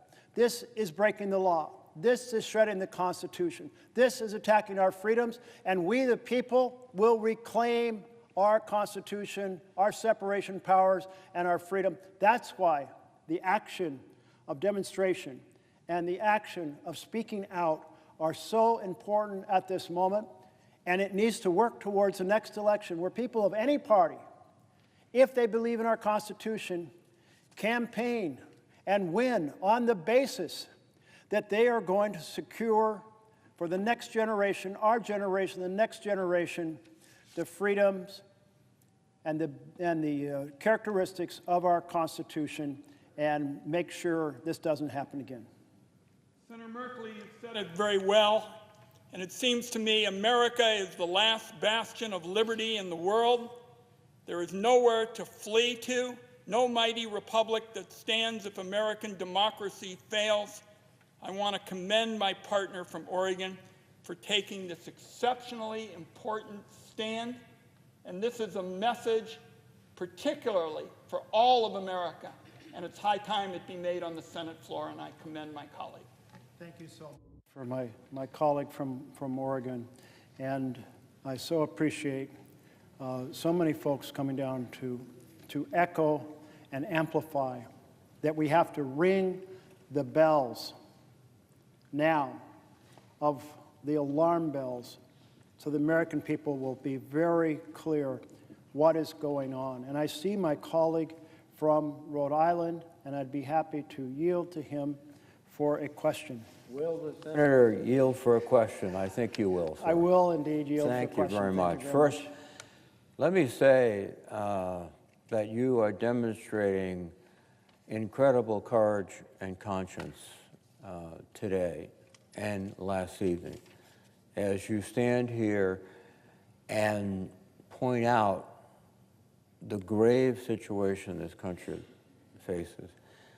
You have clearly indicated, and I believe you're right, that the direction of this administration is towards authoritarian rule. Step by step, unfortunately, we seem to get closer. One of the great ironies of the administration is President Trump loves to sort of fake people out, if you will, while he's doing something he doesn't like or we wouldn't like. For example, for 56 times he's talked about the deep state, While at the same time, it appears he might be building such a deep state. For example, the Washington Post reported that the former chief data officer for Social Security Administration has said that Elon Musk and his Doge gang copied a mainframe database containing the personal information of hundreds of millions of Americans, including names, birthday, addresses, and more. In fact, if you step back, Doge has pilfered information in every federal agency. And we're in a situation where I believe Trump is prepared to weaponize that information against the American people in so many different ways. And I just asked, did you fear my distress that Trump could use this information to attack his opponents? Could he use this information to disrupt the elections in 26 as a path to further authoritarian influence in the United States? I say to my colleague from Rhode Island that when an authoritarian president starts collecting data in this fashion, they probably have a plan for it. And that plan is not going to be one to enhance liberty for the American people. One of the things that I'm deeply concerned about, and I'm not sure if this is the same database you're referring to, but it's a collection of voter registration databases. Is that the same? Yeah, from across the country. And yes, I will yield for a question. Doge, in my observation of the activities, has pilfered information from every major federal organization, and the Social Security Administration, a former employee, has indicated they've taken the most critical files that have detailed information on every American. And I think you're right. There's only two things you really do with this kind of data. You sell it or you weaponize it, or you do both. And the concern I think we both share is weaponization. In addition, I believe that the administration has sought from secretaries of state throughout the United States information about their voting rolls, which is specifically directed perhaps at electoral interference. But I shall wheel back. That clarification of the question. And it is absolutely concerning. You can imagine the many ways it can be weaponized. Like any hostile agent from outside the United States can use that data in all kinds of ways. What happens if suddenly your Social Security benefits aren't there, or the files regarding your disability benefits, or your age and birth records, or who knows what all could disappear or be modified, or banking records possibly included if you've had banking transactions in paying your taxes, or it could be incredible amounts of stuff. And we have had fairly protective practices of these databases, which is why when Doge went in with laptops, there was a lot of resistance, and some people who provided that resistance, got moved aside physically to enable Doge to access. And then there's this other database effort, which is the voting registration database effort. And the idea of collecting that, and they've been pushing the Secretary of States. Many states have said no, they're going to court, they're resisting. Well, thank goodness they are, because a national registration voter database can be used just like a state could purge names from it, which several states have done, saying, oh, these names look the same. Maybe it's like you got two Jack Ryans, or more commonly, it's done to Hispanic names. Or said, well, hey, there's the same name in Georgia as there is in Mississippi, so we'll purge this name. I mean, hostile purging that people don't know that they're no longer registered until they go to the poll to vote, and it's often too late. So I'm very, very concerned. I want our states to maintain their own independent voting registration databases, because that would be a phenomenal way to manipulate the next election. I used to, and I say used, like months ago in February, when people in my town hall would say, aren't you worried about an effort to postpone the next election or declare an emergency? And I said, no, I just can't imagine that taking place. Now I can imagine that taking place because we've seen emergency measures abused. We've seen the president assume powers he does not have. For example, the tariff power is not delegated to the president. It's always been done by law here in this chamber and down the hall. So when the president is that authoritarian, taking powers the law doesn't grant, arguing in court, the court's giving him more power, consolidating information on voting, I am very, very worried about that. And I want to encourage the Secretary of States in every state, whether you're a blue state or a red state, hold on to your data, protect it, back it up, double secure it, and tell the feds to keep their hands off. Well, I concur. If I may raise one very brief question, that is... Yes, I yield for additional question. You see firsthand what's happening in Portland. It is outrageous. The situation has been completely distorted by the president to suggest that there is major civil upheaval, and that's not the case at all from the reports I've heard. And it also, by suggesting that military personnel can enforce the laws of the United States, violates the Posse Comitatus Act, which has been a barrier to police powers by the military since the 1870s. And I know, like myself, I assume you are particularly disturbed that he is, again, not only weaponizing data, he's weaponizing our military forces to go in and carry out civil laws. And your comments, Mr. Yes. In regard to your question, I am extremely worried about the Trump administration's effort to pave the path with the courts and with the discipline of the military to have them in the practice of being deployed to, if you will, to, well, in theory, quell unrest. But the law on Title X is very clear. You need to have a rebellion or you need to have invasion. And it's very clear you don't have either of those. But even then, 2 judges on the 3-judge panel in this court said, well, let's kind of give a little more flexible definition of rebellion. And by the way, maybe you should give more deference to the president's evaluation. After all, they run the building. And I'm like, once you say the president can simply declare there's a rebellion, then the standard set in law means nothing. You're just throwing open the doors to a authoritarian president deploying troops against the American people. And we've already seen with the provocative actions of assaults on peaceful protesters how dangerous that is. And then, of course, the Insurrection Act, as an exception to Posse Comitatus, is extremely scary because it explicitly has in the law a certain interpretation by the president, or deference to an interpretation by the president. The core assumption was that a person in that position would always be a person who had high regard for the Constitution and for the boundaries and for the liberties and for the freedom and would defend it like with their whole heart, mind, and soul. But that is not a person we have in the Oval Office today. So I do support efforts that a number of folks, and I believe you might be well involved in, striving to plug some of those loopholes so that that power does not get deployed.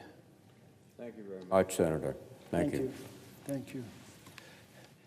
And I note that we have a senator from Wisconsin, and I would be happy to yield for a question if she had one. Will the senator yield for a question? I will happily yield. Thank you. Thank you. Senator Merkley, you and I are both members of the Senate Appropriations Committee.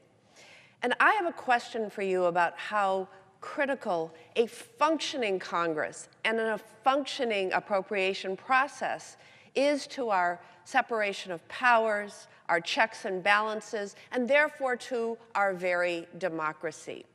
The federal government is currently shut down because Republicans who control the House, the Senate, and the White House are hell-bent on raising health care costs for the American people. In fact, 22 million Americans are about to see their health insurance costs potentially double, triple, or more. And the only way for us to get out of this mess is for Democrats and Republicans to sit down together and negotiate a solution. And so far, Republicans refuse to come to the table. The House has been out of session for over a month, out of town. And President Trump is leaving the country again at the end of this week.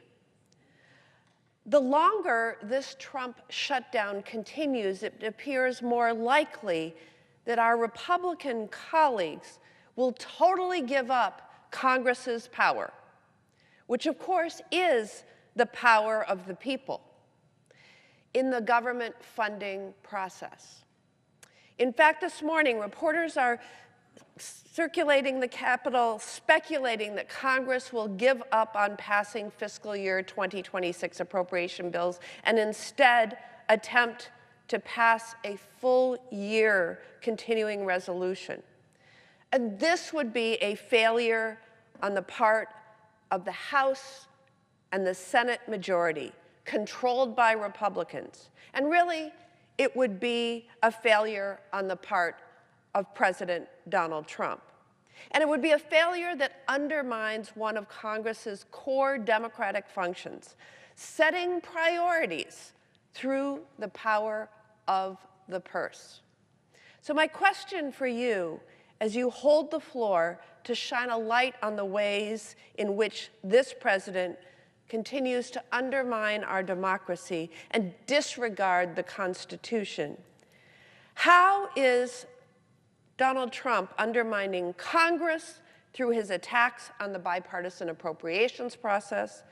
And when he does that, and the majority, the Republicans in Congress, allow this to happen, how do the American people lose?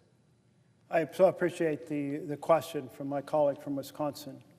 And part of the discussion earlier was you can detect the difference between a democracy and an authoritarian government in the following fashion. Are the decisions about which programs are funded, how they will operate, and how they are funded decided by the Congress or by the President? That is the power of the purse.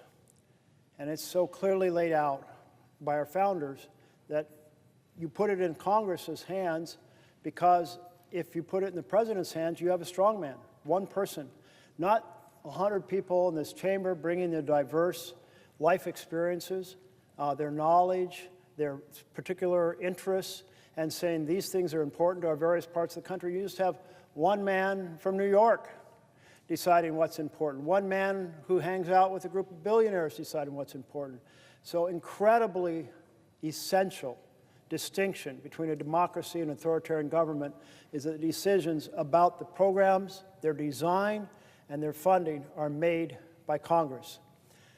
What we have seen is that the President and his head of Office of Management and Budget, Russell Vought, are attempting to take that power out of the hands of Congress and have the President decide which programs are funded and how much. Every time you hear the President say, I canceled these grants because they're out of sync with the priorities of the President, that is an authoritarian statement, because it's not the President's prerogative to decide how to spend that money. It is the power of the people through their elected representatives in the House and Senate. And then in addition, Mr. Vought has coordinated a series of strategies to essentially cancel programs by slow-walking the dispersion of funds, by freezing the funds, by impounding the funds, by delaying to the end of the year and then submitting a request to legislatively have the funds undone, but then the clock runs out on the year and poof, the funds disappear. He has a fancy name for it, a pocket rescission. But think of it more like the carriage in Cinderella that hits midnight and poof, the carriage is gone and you only have a pumpkin. In this case, we only have a lump of coal when we hit the end of the year. And then there is a requirement under the law for the president to lay out an expenditure schedule so that we can see whether or not funds are being delayed or frozen or impounded and so forth. And that schedule has disappeared. That website has been shut down. So the president is hacking the power of the purse and trying to turn, this is one of the ways, he's doing a whole series of other things in attacks on freedoms, military or weaponization of the Department of Justice to go after enemies, sending the military into the streets. But this is a key one in terms of the checks and balances of our Constitution. He's trying to take the power of the purse and has made substantial progress in doing so. I see my colleague from Hawaii has arrived, and should she have a question, Like yield for a question? I would be happy to yield. First of all, I commend you for holding the floor to raise issues of such concern to the American people. I want to focus my question on the corruption of the Trump regime. And this corruption is rampant and unending, from making untold sums off meme coins to the latest outrage demanding the Department of Justice pay him more than $200 million. That is taxpayers' money that he wants to get his hands on. We have a president putting his financial interest before the best interest of the American people. This is the classic Trump playbook, using the power of his office to make a profit at the expense of the American people and as a distraction from the chaos and cruelty that he is sowing every single day. It's a classic authoritarianism, using the tools of government to enrich himself, reward his friends, and punish his enemies. So I'm asking my colleague, what kind of threat does this blatant corruption pose to our democracy, our institutions, and the American people? If the senator from Hawaii will repeat the last sentence of her question, I would appreciate it. Certainly. So the rampant corruption of this regime. So, what kind of threat does this blatant corruption pose to our democracy, our institutions, and the American people? Thank you so much for the question. And when I hear that word corruption, and I admit I'm starting to feel a little dazed after these many hours on the floor, my head goes first to the financial corruption of the president, but there's all these other forms of corruption he's engaged in terms of corrupting the basic balance, separation of powers, and the checks and balances. But let me speak first to the financial corruption. One thing that we have seen is that he's using the presidency to enrich himself and his companies and his family. And the most blatant example of this is when he said, I have this product that I want people to buy, and I'm going to hold a competition, and the people who buy the most of this product, a crypto coin, will be invited to a very special dinner at my golf club where I will be present and you'll have access to me. So he sold access to the presidency to the people who bought the most of his crypto coins. And in that case, it was a meme coin. And that means basically the coin is a collectible. It basically has no value. But then he engaged in another form of crypto corruption, and that involved saying, we're going to have a stable coin, and a stable coin means you give me $1 and I give you a crypto token that you can use in international transactions. And then there was a transaction involving I hope I still have this right, the United Arab Emirates, and they basically bought several $billion of these coins, and what happens then is the president can hold those dollars until the coins are redeemed and benefit from the interest earned on those several $billion. And meanwhile, there was a desire by the foreign government to get access to highly capable AI chips. And no, the answer was no, we're not doing that. But then after they bought all these coins and enriched the President of the United States, well, then the President said, let's give them the coins, or let's give them these advanced chips. So very much certainly the smoke, and I'd say even the flame of selling access and favors out of the presidency, now to the tune of having made billions of dollars in the roughly 9 months that he's been in office. I would be happy to yield for another question if you were talking about a different type of corruption. Okay. I yield. Oh, no, I don't yield yet because I have to do this protocol right. I see my colleague from New Hampshire is on the floor, and I would welcome a question if you have one. Will the senator yield for a question? Yes, I will yield. I'm normally your seatmate, but I thought it might be easier if we talk this way. So I am down here in a different place than I usually am to ask a question. But I want you to know how much I and all of your colleagues appreciate your standing up for democracy. Because we are in a pivotal moment, as you've said, not just in this country, but globally. And I know that you care about not just what's happening domestically in the United States, but you also care about what's happening in the world, because you and I serve on the Foreign Relations Committee together. And I just came from a meeting with NATO Secretary General Mark Rutte, who shared that Europeans are now spending more on defense than the United States for the first time since President Eisenhower. And they are working together to strengthen sanctions against Putin and his bloodthirsty gangs who are wreaking havoc on Ukraine and Europe. And I have some good news that I wanted to share with you from the Foreign Relations Committee this morning, since you weren't able to be with us. And it applies to what's happening in Ukraine and Europe.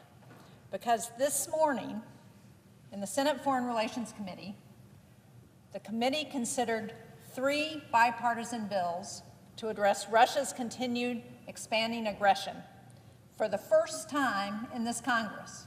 So the first time since the beginning of the year, we have actually taken action in the Foreign Relations Committee, action that you supported with your proxy votes, and I appreciate that, to take action against Russia's aggression in Ukraine. One bill will designate Russia as a state sponsor of terrorism because of what they've done to kidnap Ukrainian children. One will stop Chinese entities from supporting Russia's brutal war machine against Ukraine. And the final one will authorize a continued quarterly transfer of Russia's foreign assets that have been seized in the United States to support Ukraine. So I think all of these bills passed. They were bipartisan. They passed unanimously out of the committee. And I think it's a critical time in history for this Congress to be taking a stand on Ukraine. So, Senator Merkley, given this important moment in history, what more can we do in the Senate to support our allies and to protect the Ukrainians from further bloodshed from Vladimir Putin? I so much appreciate the good report and question from my colleague from New Hampshire, and appreciate her leadership on the Foreign Relations Committee as the top Democrat, working hard to partner across the aisle for the common cause of international security. And every time I think about Ukraine, I think about how fiercely, including the Orange Revolution, in which they did so much to say, no, we will not be taken over by Russia. We will not be put under the thumb of Russia by one of our presidents. They have said, we see the system to our north where there is no freedom, where people are not in charge of their own destiny because they are ruled by a dictator, and we reject that and will fight with our lives. And so many have, in fact, perished on the battlefield to defend our freedom. That inspires me every time I think about it.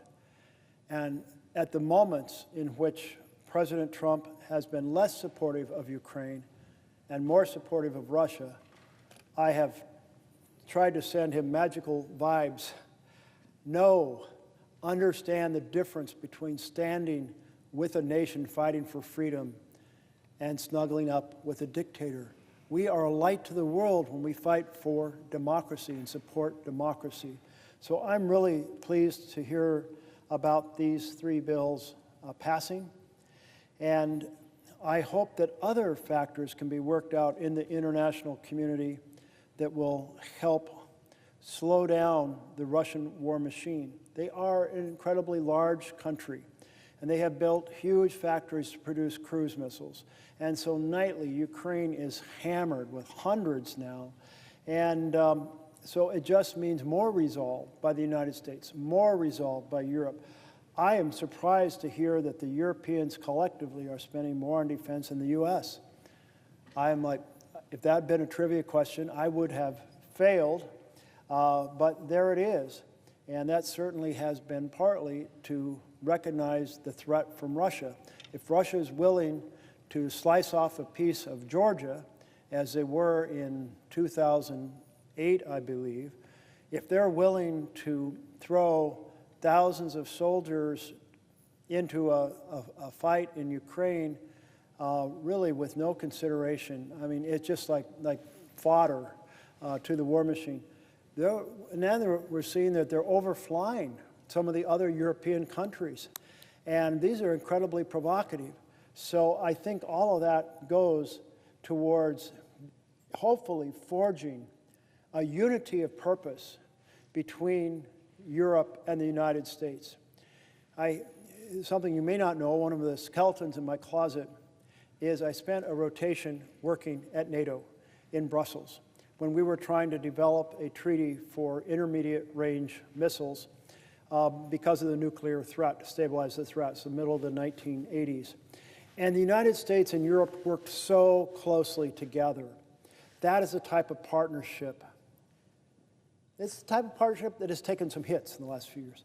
We want to restore that vision of that careful, detailed,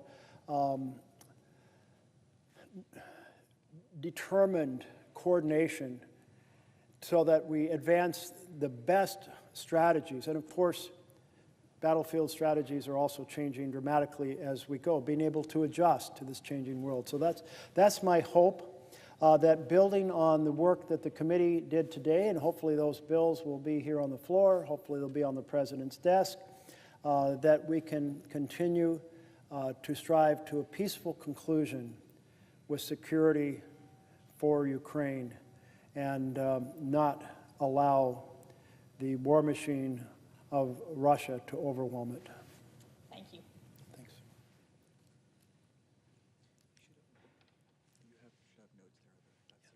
Nobody else? Okay.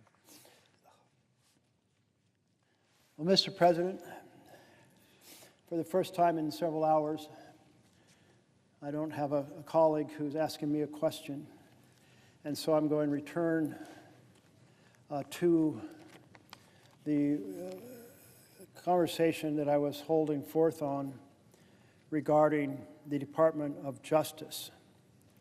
And I have here this page called Justice Connection, urgent message from recent Department of Justice alumni decrying attacks on the Justice Department. I believe I asked unanimous consent to have this put in the record, but if I did not, I'm asking it now. Without objection. Thank you very much, Mr. President. And here is how that reads. We are 282 former career employees who proudly served our country at the Department of Justice. From prosecutors, special agents, and intelligence analysts to immigration judges, grant managers, civil rights attorneys, and more, we all carried out our duties faithfully, regardless of who occupied the White House, until we no longer could.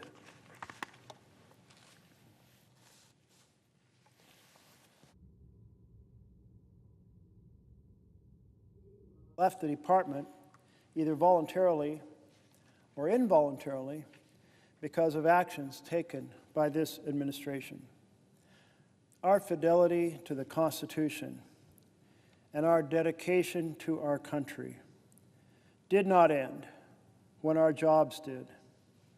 Now that we left the department, we believe it's our duty to sound the alarm about this administration's degradation of DOJ's vital work and its assault on the public servants who do it.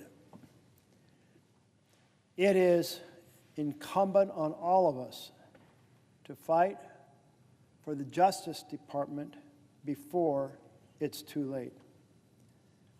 DOJ's mission is to, quote, uphold the rule of law, to keep our country safe, and to protect civil rights. And it's failing on all three fronts.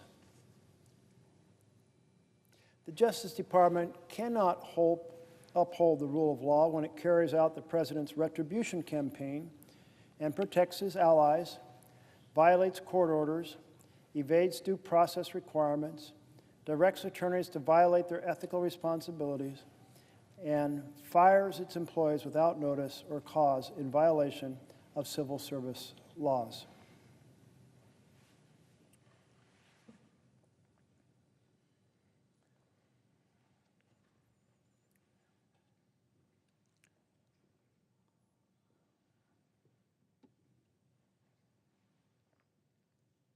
It also cannot keep our country safe when it ousts FBI employees, prosecutors, national security experts, and ATF officials, shutters offices that prevent community violence, and dismantle drug trafficking operations, purges the attorneys who enforce the laws that protect the environment, and shifts highly trained special agents away from counterintelligence and counterterrorism.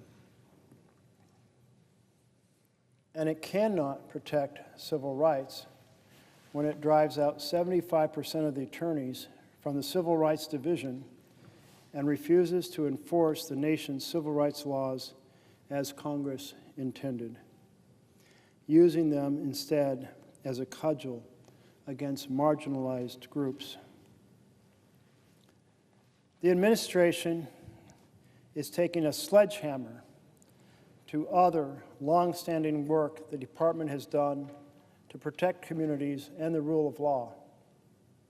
Its plans to eliminate the tax division, which saves the country billions of dollars by pursuing tax evaders, will lead us poorer. Gutting the public integrity section and FBI public corruption squads has paved the way for government graft. Canceling hundreds of millions of dollars in grants has left at-risk communities less protected and crime victims less supported. The list could go on.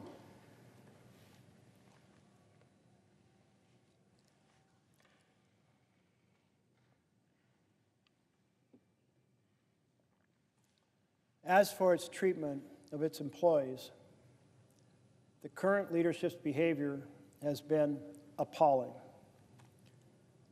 This administration lies about the deep state and exaggerates about government inefficiency, and exaggerations about government efficiency have eroded the respect our country once held for public servants. And demonizing, firing, demoting, involuntarily transferring, and directing employees to violate their ethics duties has already caused an exodus of over 5,000 of us, draining the department of priceless institutional knowledge and expertise, and impairing its historical success in recruiting top talent. We may feel the effects of this for generations.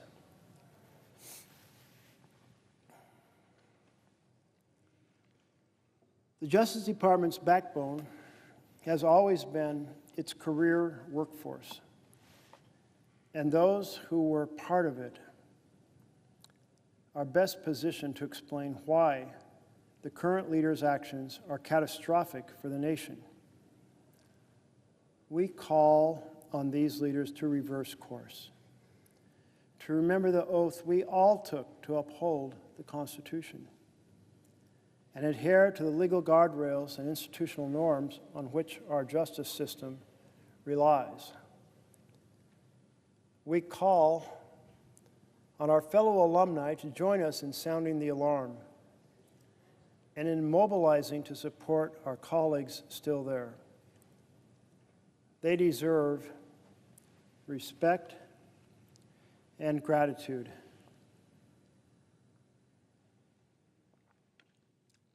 Neither of which they're getting from the administration. We call on Congress to exercise its oversight responsibilities far more vigorously. Members in both chambers and on both sides of the aisle must provide a meaningful check on the abuses we are witnessing. And we call on all Americans whose safety, prosperity, and rights depend on a strong Department of Justice to speak out against its destruction.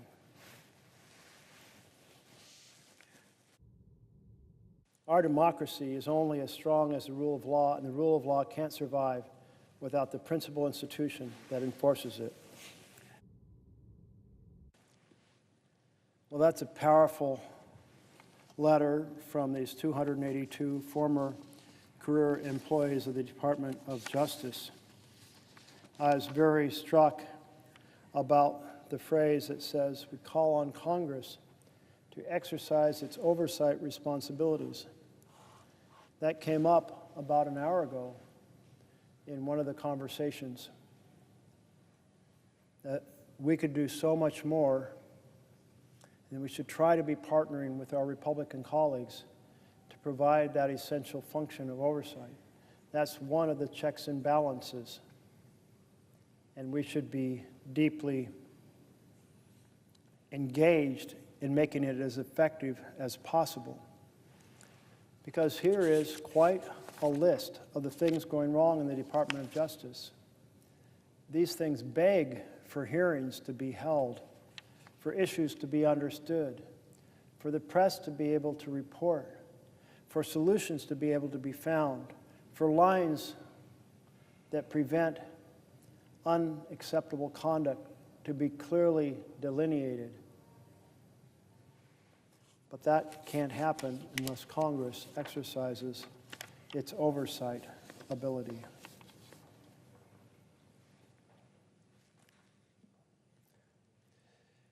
Do we have one more chapter? Okay. We have chapter 8. So we are headed back to the book. And the book is this book, How Democracies Die. And with each chapter, I'm trying to give some sense of the chapter, though not every element of it.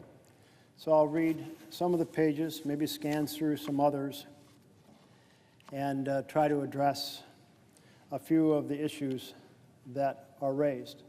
This particular chapter addresses President Trump's first year in his first administration, and it's titled Trump's First Year, an Authoritarian Report Card. So remember, this was just his first year in office.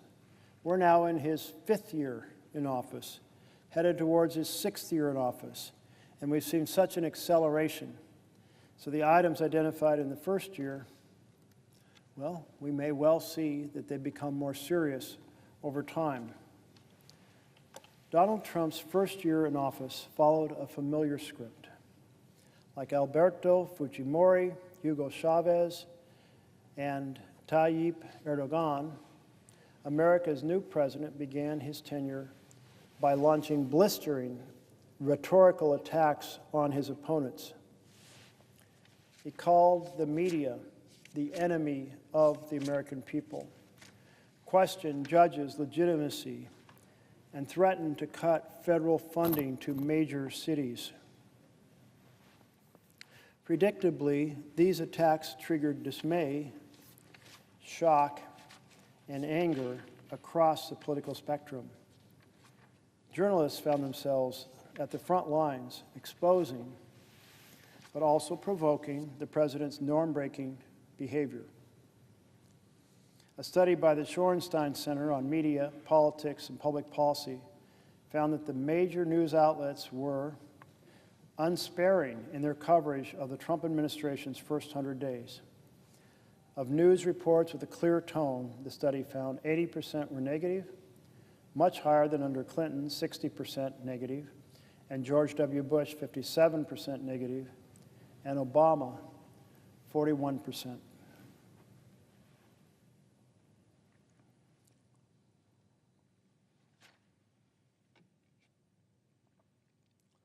Soon, Trump administration officials were feeling besieged.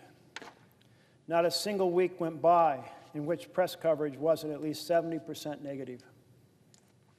And amid swirling rumors about the Trump campaign's ties to Russia, a high-profile special counsel, Robert Mueller, was appointed to oversee investigations into the case. Just a few months into his presidency, President Trump faced talk of impeachment.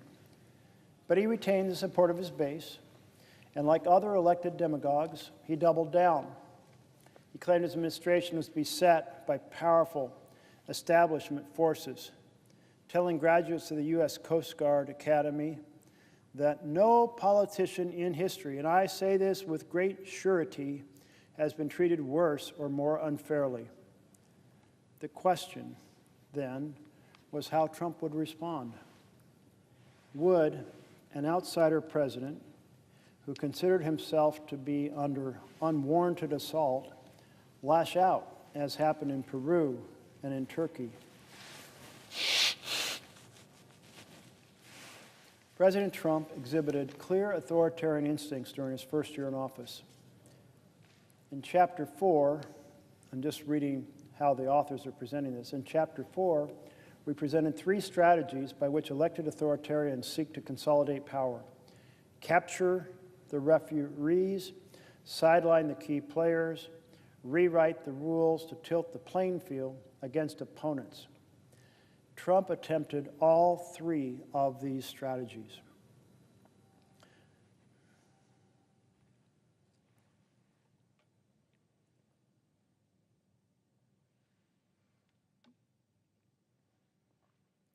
President Trump demonstrated striking hostility toward the referees, law enforcement, intelligence, ethics agencies, and the courts. Soon after his inauguration, he sought to ensure that the heads of U.S. intelligence agencies, including the FBI, the CIA, and the National Security Agency, would be personally loyal to him, apparently in the hope of using these agencies as a shield against investigations into his campaign's Russia ties. During his first week in office, President Trump summoned FBI Director James Comey to a one-on-one dinner in the White House, to which, according to Comey, the president asked for a pledge of loyalty. He later reportedly pressured Comey to drop investigations into his recently departed National Security Director, Michael Flynn, pressed the Director of National Intelligence, Daniel Coats, and CIA Director Mike Pompeo to intervene in Comey's investigation, and personally appealed to Coats and NSA head Michael Rogers to release statements denying the existence of any collusion with Russia. Both refused.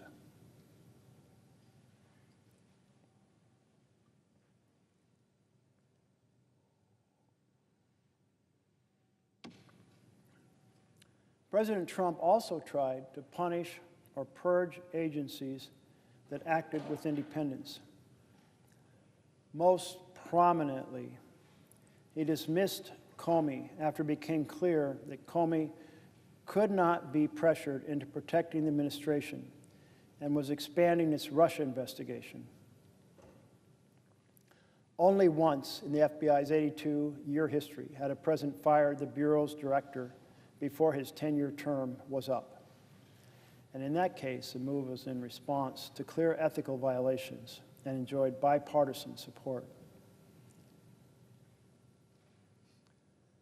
The Comey firing was not President Trump's only assault on referees who refused to come to his personal defense. Trump had attempted to establish a personal relationship with Manhattan-based U.S. Attorney Preet Bharara, whose investigations into money laundering reportedly threatened to reach Trump's inner circle. When Bharara, a respected anti-corruption figure, continued the investigation, the president removed him. After Attorney General Jeff Sessions recused himself from the Russian investigation and his deputy, Rod Rosenstein, appointed the respected former FBI Director Robert Mueller as special counsel to oversee the investigation, Trump publicly shamed Sessions, reportedly seeking his resignation. White House lawyers even launched an effort to dig up dirt on Mueller, seeking conflicts of interest that could be used to discredit or dismiss him. By late 2017, many of Trump's allies were openly calling on him to fire Mueller, and there was widespread concern that he would soon do so. So in this section, we're hearing about all of the attack on the referees during Trump's, and this is just a classic part of an authoritarian government, attack the referees. And of course, we saw in year 5, this year, immediately Trump took out the special investigators of the various agencies and did so in order to make sure that there wasn't the type of oversight that would point out to the public or to Congress where things were going wrong. Take out the referees. That is the authoritarian strategy being laid out here. President Trump's efforts to derail independent investigations evoke the kind of assaults on the referees routinely seen in less democratic countries. For example, the dismissal of Venezuelan Prosecutor General Luisa Ortega, a Chavista appointee who asserted her independence and began to investigate corruption and abuse in the Maduro government.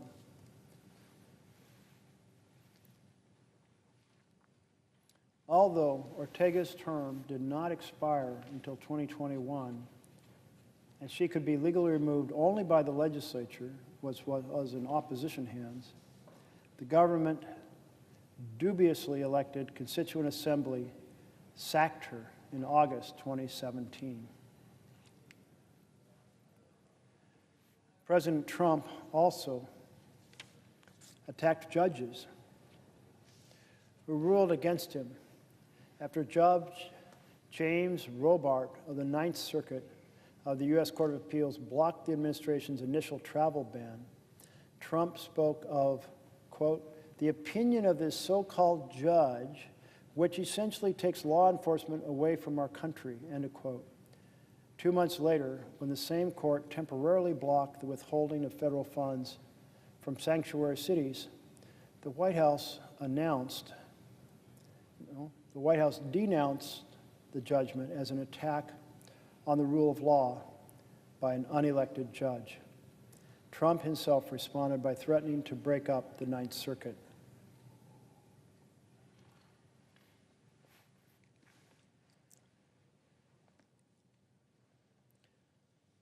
The president took an indirect swipe at the judiciary in August 2017 when he pardoned the controversial former Arizona Sheriff Joe Arpaio, who was convicted of violating a federal court order to stop racial profiling. Arpaio was a political ally and a hero to many of Trump's anti-immigrant supporters. And as we noted earlier, the chief executive's constitutional power to pardon is without limit.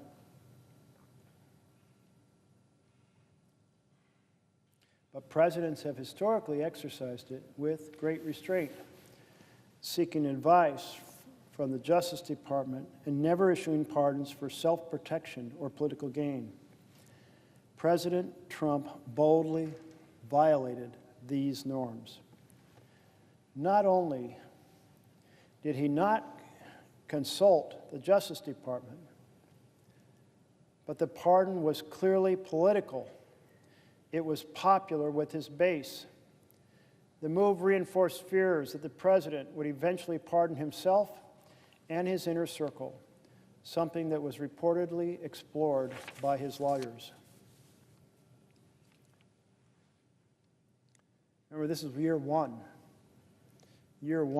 of it would have been the 2018, January 2017 through January 2018. Such a move would constitute an unprecedented attack on judicial independence. As constitutional scholar Martin Reddish put it, if the president can immunize his agents in this manner, the courts will effectively lose any meaningful authority to protect constitutional rights against invasion by the executive branch.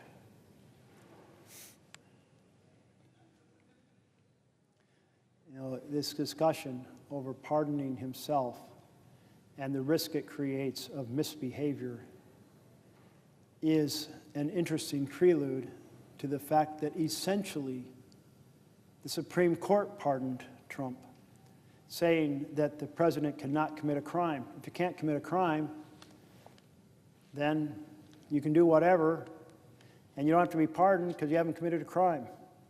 So the Supreme Court essentially gave him the same protection and created the same risks for an authoritarian state that Trump pardoning himself would have resulted in. The administration responded by launching attacks on the OGE, Office of Government Ethics. House Oversight Chair Jason Chaffetz, a Trump ally, even hinted at an investigation of Schaub. In May, administration officials tried to force the OGE to halt investigations into the White House's appointment of ex-lobbyists. Alternatively harassed and ignored by the White House, Schaub resigned, leaving behind what journalist Ryan Leza called a broken OGE, Office of Government Ethics. President Trump's behavior toward the courts, law enforcement, and intelligence bodies and other independent agencies was drawn from the authoritarian playbook. He openly spoke of using the Justice Department and the FBI to go after Democrats, including Hillary Clinton. And in late 2017, the Justice Department considered nominating a special counsel to investigate Clinton. Despite its purges and threats, however, the administration could not capture the referees. Trump did not replace Comey with a loyalist, largely because such a move was vetoed by key Senate Republicans. Likewise, Senate Republicans resisted Trump's efforts to replace Attorney General Sessions, but the president had other battles to wage. And I think this is an important moment to remember back in 2017 that colleagues across the aisle played a role of reason in pushing back on some of the unacceptable things that Trump was trying to do.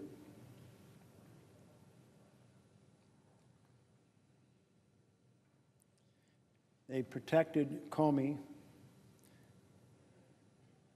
As it said, Trump did not replace Comey with a loyalist because such a move was vetoed by key Senate Republicans. Likewise, Senate Republicans resisted Trump's efforts to replace Attorney General Sessions. And early in the conversation, we were talking about the importance of one of the checks and balances of the Constitution, which is for the Senate and the House to hold hearings on what's going on. the two-page letter from the 283, I believe it was, 282 former career employees of the Department of Justice. They laid out a host of things that are going wrong. It's essentially an invitation. Please hold hearings because a lot of bad stuff is happening inside the Department of Justice. And so I encourage colleagues on both sides of the aisle who serve on the Judiciary Committee to take them up on that invitation, to bring these former members and others to share what's going on, because that is our responsibility under the Constitution, to provide that type of spotlight, insight, and hopefully advice to help the administration, well, more effectively and legally pursue the enhancement of the American system of justice. Of course, this whole litany of the way Trump attacked the referees was a prelude to the absolute assault on the referees that occurred during this year in such a systematic fashion, in such an expanded fashion.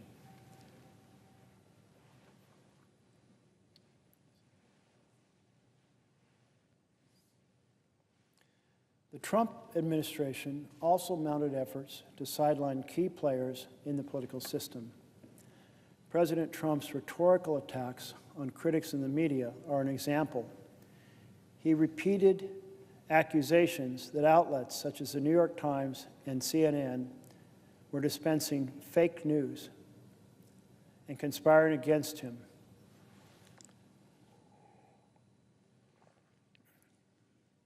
These comments look familiar to any student of authoritarianism. In a February 2017 tweet, he called the media the enemy of the American people, a term that critics noted mimicked one used by Stalin and Mao. Trump's rhetoric was often threatening.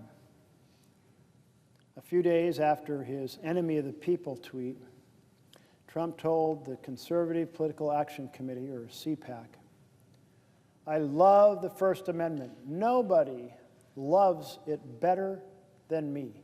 Nobody. But as you saw throughout the entire campaign, and even now, the fake news doesn't tell the truth. I say it doesn't represent the people. It never will represent the people, and we're going to do something about it."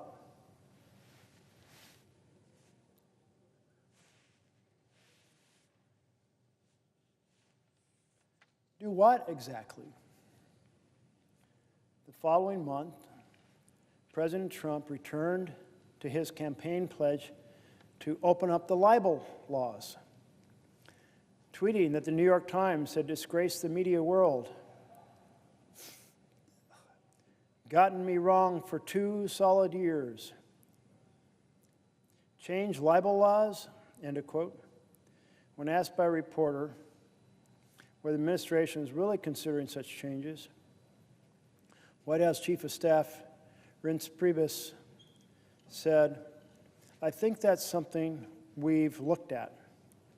Ecuadorian President Rafael Correa used this approach.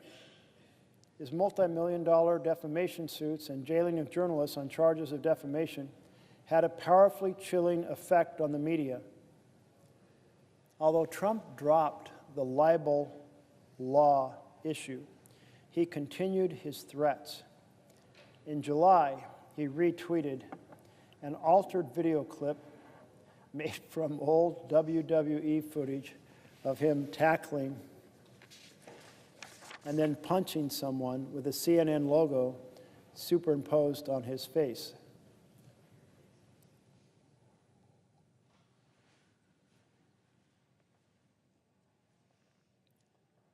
President Trump also considered using government regulatory agencies against unfriendly media companies. During the 2016 campaign, he had threatened Jeff Bezos, the owner of the Washington Post and Amazon, with antitrust action, tweeting, "If I become president, oh, do they have a problem?" He also threatened to block the pending merger of Time Warner, CNN's parent company, and AT&T. And during the first months of his presidency, there were reports that White House advisors considered using the administration's antitrust authority as a source of leverage against CNN. And finally, in October 2017, Trump attacked NBC and other networks by threatening to challenge their license. This is written in 2018, but you see the strategies as they're reporting on January 2017 through January 2018. You see how the strategies were being explored that have been so fiercely pursued this year. You see that here he was threatening a merger, which is something he did with CBS. You see that here he was threatening libel law changes. And while he didn't do that, apparently, what he did in the most recent year was to do a lawsuit, a $10 billion lawsuit against the Wall Street Journal, because he didn't like something that they said. He also attacked, of course, 60 Minutes over them and how they edited an interview with Kamala Harris. So the strategy of attacking the press in 2017 continues up Trump re-entering office in 2025. See if we can aim it.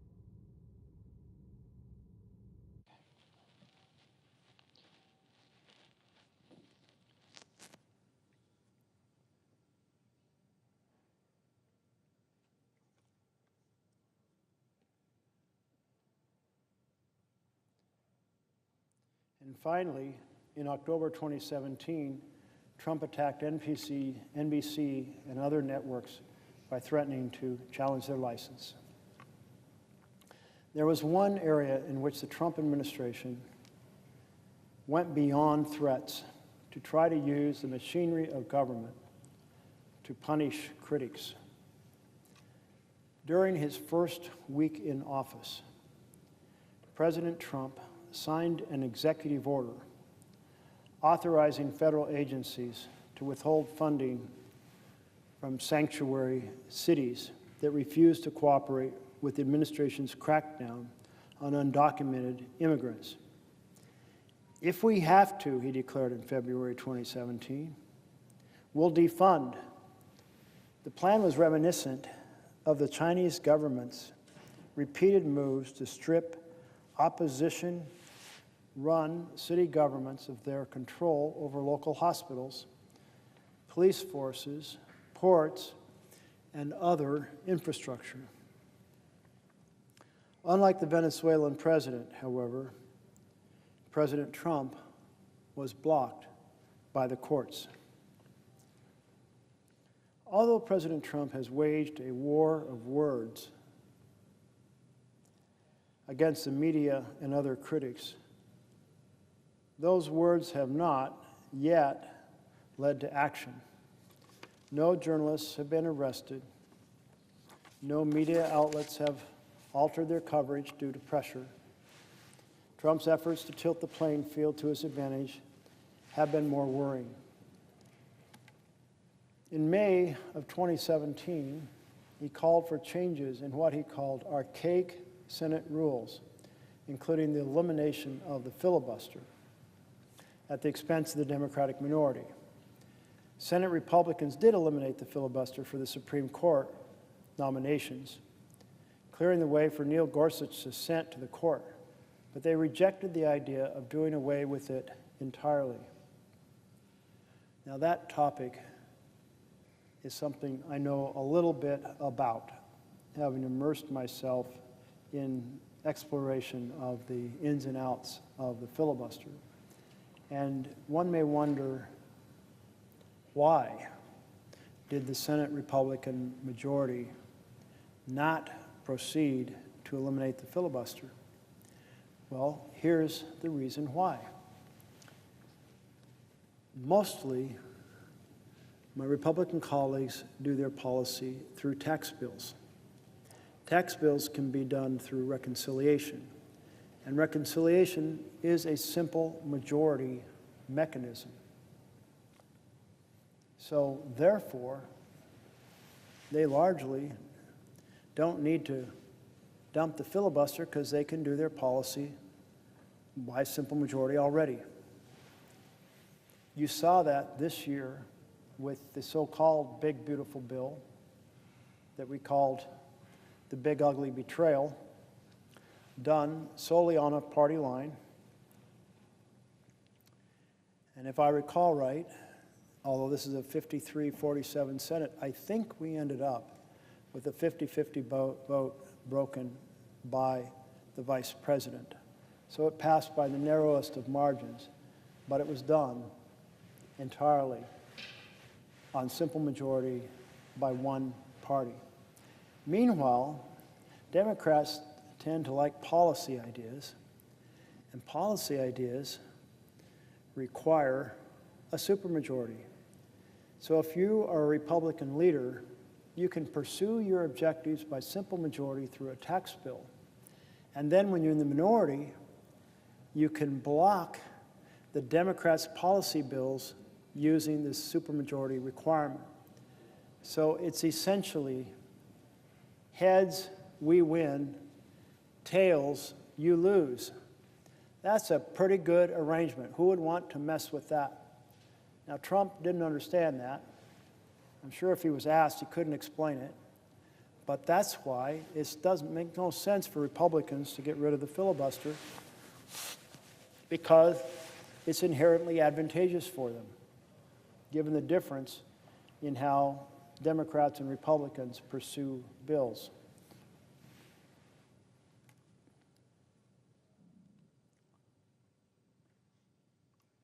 Perhaps the most anti-democratic initiative yet undertaken by the Trump administration is the creation of the Presidential Advisory Commission on Election Integrity, chaired by Vice President Mike Pence,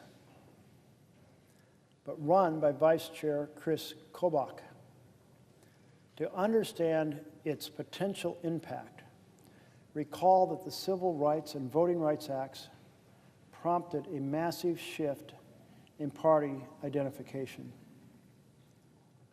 The Democratic Party became the primary representative of minority and first and second generation immigrant voters, while the GOP voters remained overwhelmingly white. Because the minority share of the electorate is growing, these changes favor the Democrats, a perception that was reinforced by Barack Obama's 2008 victory, in which minority turnout rates were unusually high. Every now and then, we see the parties flip on a significant issue. And it's always kind of an interesting question to explore how that happened. So here's the Republican Party that was founded anti-slavery, Republican Party that fought for civil rights bills against the Southern Democrats who resisted civil rights bills, including filibustering them to keep them from happening.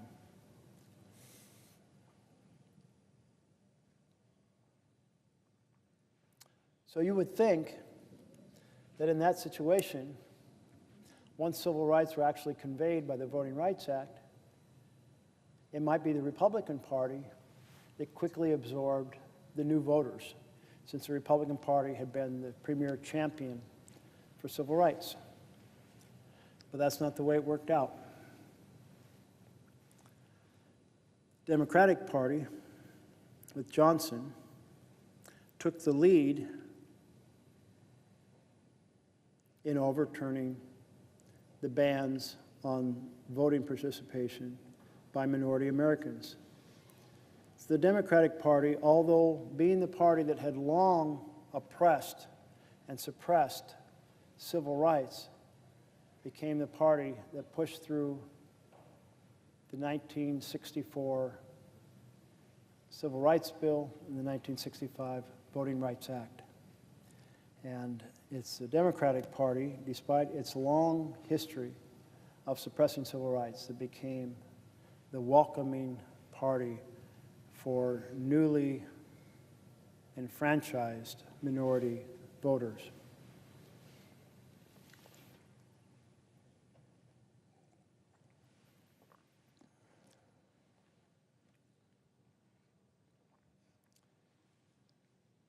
Another interesting flip in my mind is on international trade. When I came to the Senate, it was primarily Republicans that wanted the Trans-Pacific Partnership. In fact, very important trading strategy for very powerful companies. And it was mostly Democrats who opposed it. Not purely, but that was certainly the weight. But then Trump, when he ran for president the first time, he started advocating against the TPP and started advocating for bringing factories back to America, including using tariffs to make American factories more competitive. And so the Republican Party, after his election, became the party that was driving against the TPP, and it was more the Democrats who still had folks who were supporting it. Anyway, another flip worthy of thinking about as over time special events take place that change the direction. The first special event was the passage of 64 and 65 bills led by Democrats that converted the anti-civil rights party into the pro-civil rights party. And the flip on the Trans-Pacific Partnership being driven by the Trump's effort as a Republican candidate to become an opponent of the TPP rather than the traditional position of the Republicans to be for it. Perceiving a threat. Some Republican leaders came up with a response that evoked memories of the Jim Crow South. Make it harder for low-income minority citizens to vote, because poor minority voters were overwhelmingly Democratic. Measures that dampen turnout among such voters would tilt the playing field in favor of Republicans. This would be done via strict voter identification laws, requiring, for example, that voters present a valid driver's license or other government-issued photo ID upon arrival at the polling station. The push for voter ID laws was based on a false claim that voter fraud is widespread in the U.S. All reputable studies have concluded that levels of such fraud in this country are low.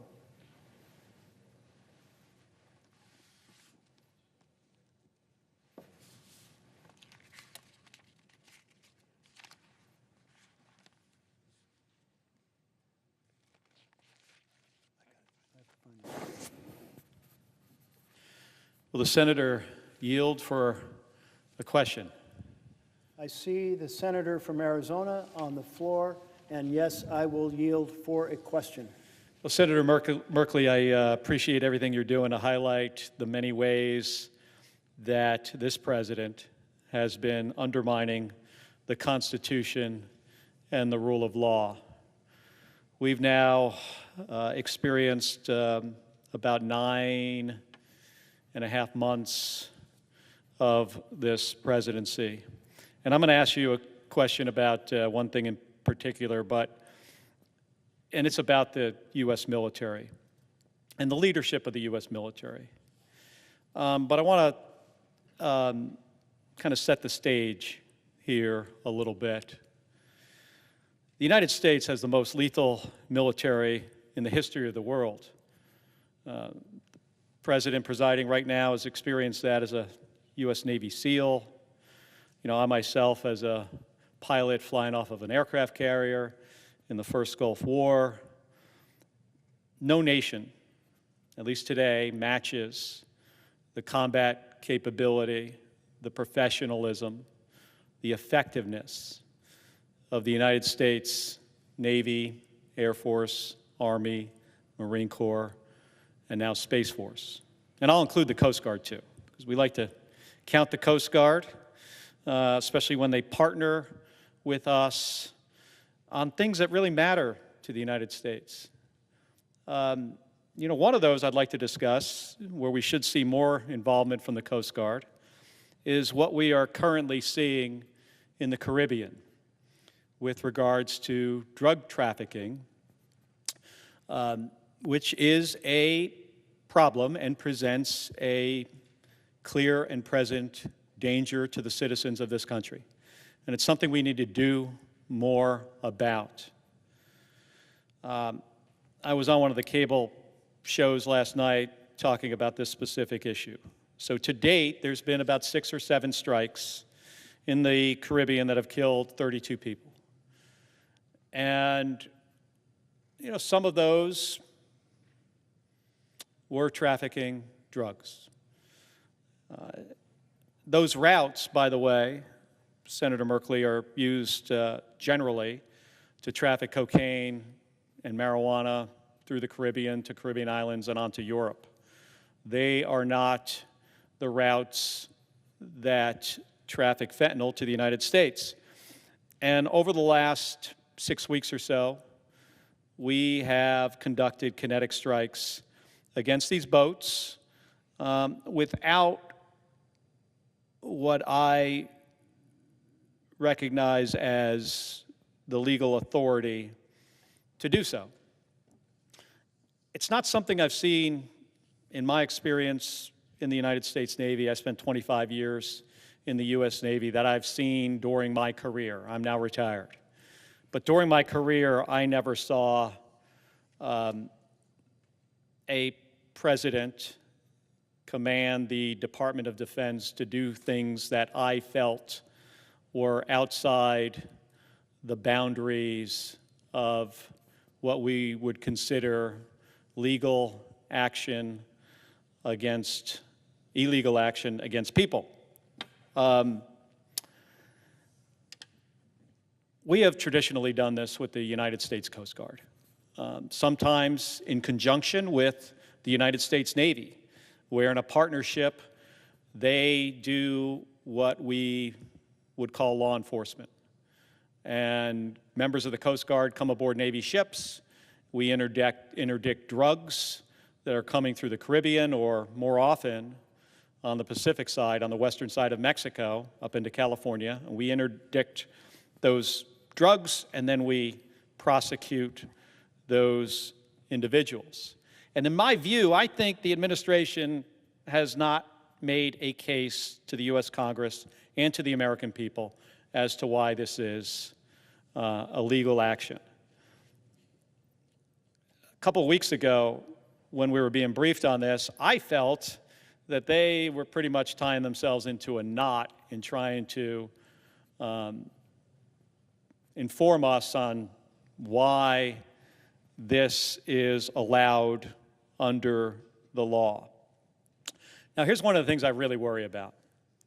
I worry about these young sailors or naval aviators or drone operators that are the trigger pullers, the guys who are dropping the small diameter bombs from airplanes, could be a F-18 or an F-35 or some other weapon system, or folks that are operating an MQ-9 drone.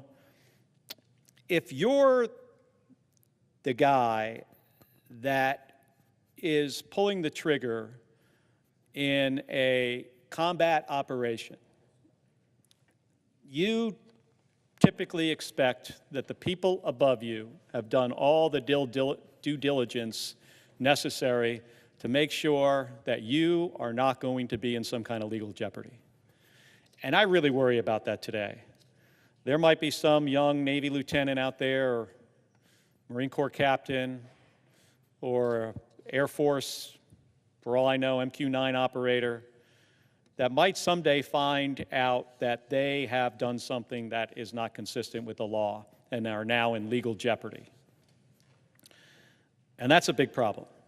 I never saw that during my 25 years in the United States Navy. The 2 ships I sunk in the Persian Gulf, not for 1 second did I feel like I was getting some bad information from the battle group or from anybody above in the chain of command, whether it was General Schwarzkopf or Colin Powell or the President of the United States, George Herbert Walker Bush. It was not a concern of ours. It is a concern today.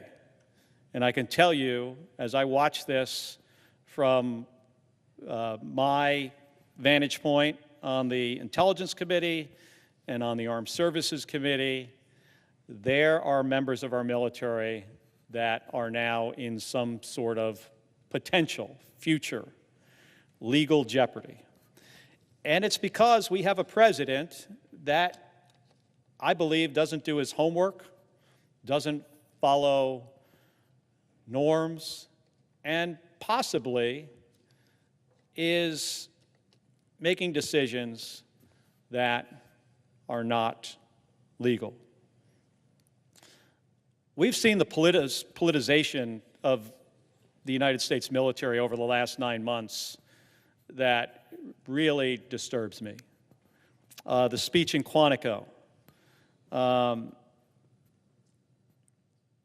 where the Secretary of Defense dragged in hundreds of our senior leadership from all over the world, admirals and generals and senior enlisted staff who have very important jobs, who are working every single day to make sure that our nation and our allies are safe and secure, and have to make some really complicated decisions every day about the posture of our force, how to equip them, make sure they are ready to fight.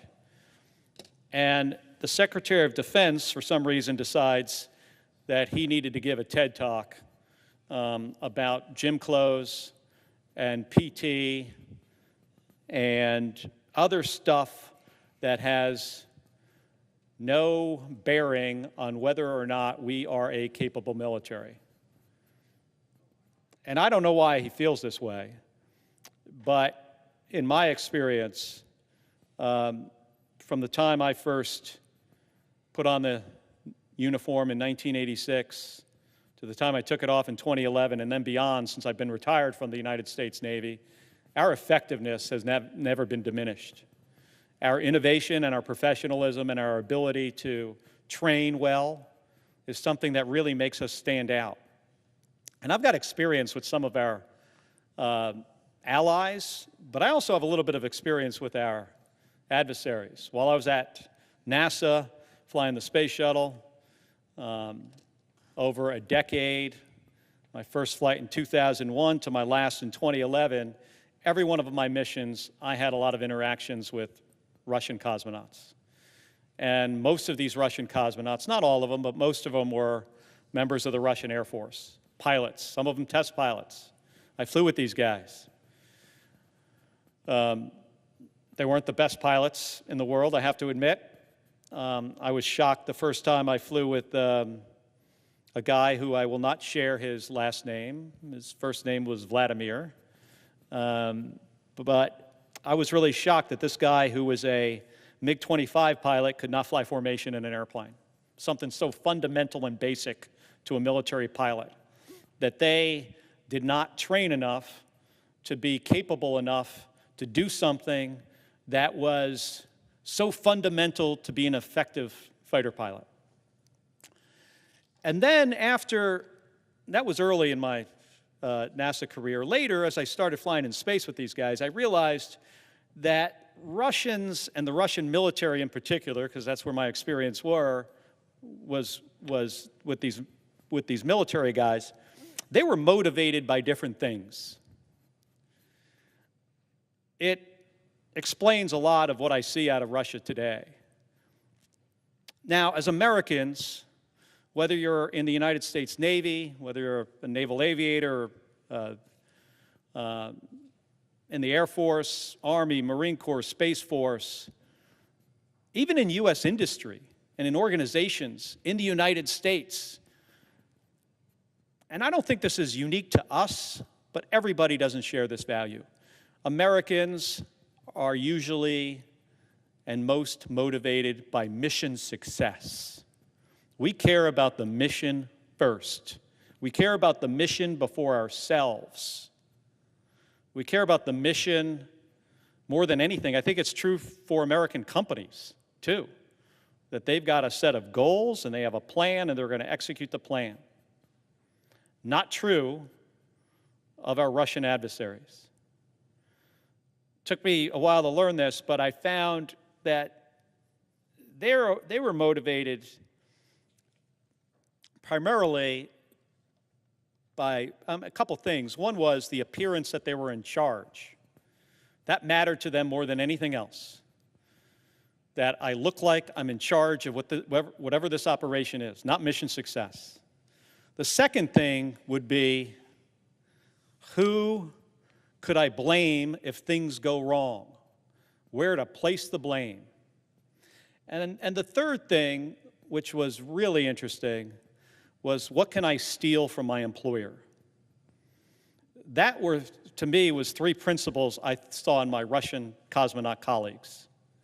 They talked about the stealing. I wasn't so sure they were actually stealing anything from the Russian Space Agency or not. But they talked about it as something that's fundamental to their system and their economy. And I bring this up because I often feel that we're unique as a service, as a fighting force in the world. Our allies, some of them are really, really good. But there is nothing that I have found in my experience in my career, I'm 61 years old, that is as professional as U.S. service members and as motivated by mission and doing the right thing and making moral and ethical choices. And that's all at risk. You know, in Senator Merkley's state in Portland, they're sending armed, uniformed soldiers to do what we traditionally feel is police work, intimidating the population, using tear gas against U.S. citizens for no reason. And by the way, National Guard and active duty service members, they're not trained for this mission. My 25 years in the Navy, I never once did anything that you would consider to be close to police work. And I would know I'm the son of two cops. So I would get a sense for what that was. Never happened. And unless you're a military policeman, it doesn't happen for infantrymen, for special ops, for submariners, and certainly not for active duty infantry. So at this time in our history, I am really worried about legal jeopardy that our young service members are being put in. But I'm also worried about does this fundamentally change the nature of the United States military, which has been, in my view, a force for good around the world, where we come to the defense of our allies, we do it in a way that garners a tremendous amount of respect, I think, even from our adversaries. And I think that that is all at risk. So I wanted to ask Senator Merkley, you've been here, 16 years now in the United States Senate. You've got tremendous experience at this. And my understanding is you've got a very close relationship with the people you represent in Oregon. How worried are you about the changes that could happen to the United States military? And also, I'm interested in, what are you hearing from your constituents about this? They've been the focus and have been highlighted by this administration, not just this year, but in Donald Trump's first presidency as well. So with that, I yield back to the senator from Oregon. Thank you so much to my colleague from Arizona for your question. And I so appreciate the decades of experience and knowledge you bring in regard to the services. I have only a small chapter in my life of 2 years working for Secretary Weinberger as a presidential fellow, but I didn't wear the uniform. I was a civilian working on a host of different programs, transit every 4 months or so. And they were great assignments. I learned an awful lot, but everything you're talking about comes from your deep connection, involvement in the uniformed services, and such a wealth of knowledge just listening to you. So I appreciate that you bring that to bear. In terms of my concern about the military, is I felt from my much more limited world, mostly in the Pentagon, was that folks worked incredibly hard not to be partisan. Certainly, the Secretary of Defense brought a set of missions that tied into President Reagan's administration and his goals, but people didn't overtly talk about their parties or press in terms of the sort of derisive commentary we have now and we heard on cable television on both sides. And when I think about these last few years, I'm concerned that the military has been substantially politicized. I may be wrong about that because I don't have that view from inside. But I think about how the president gave the speech to the 800 generals. And he basically said,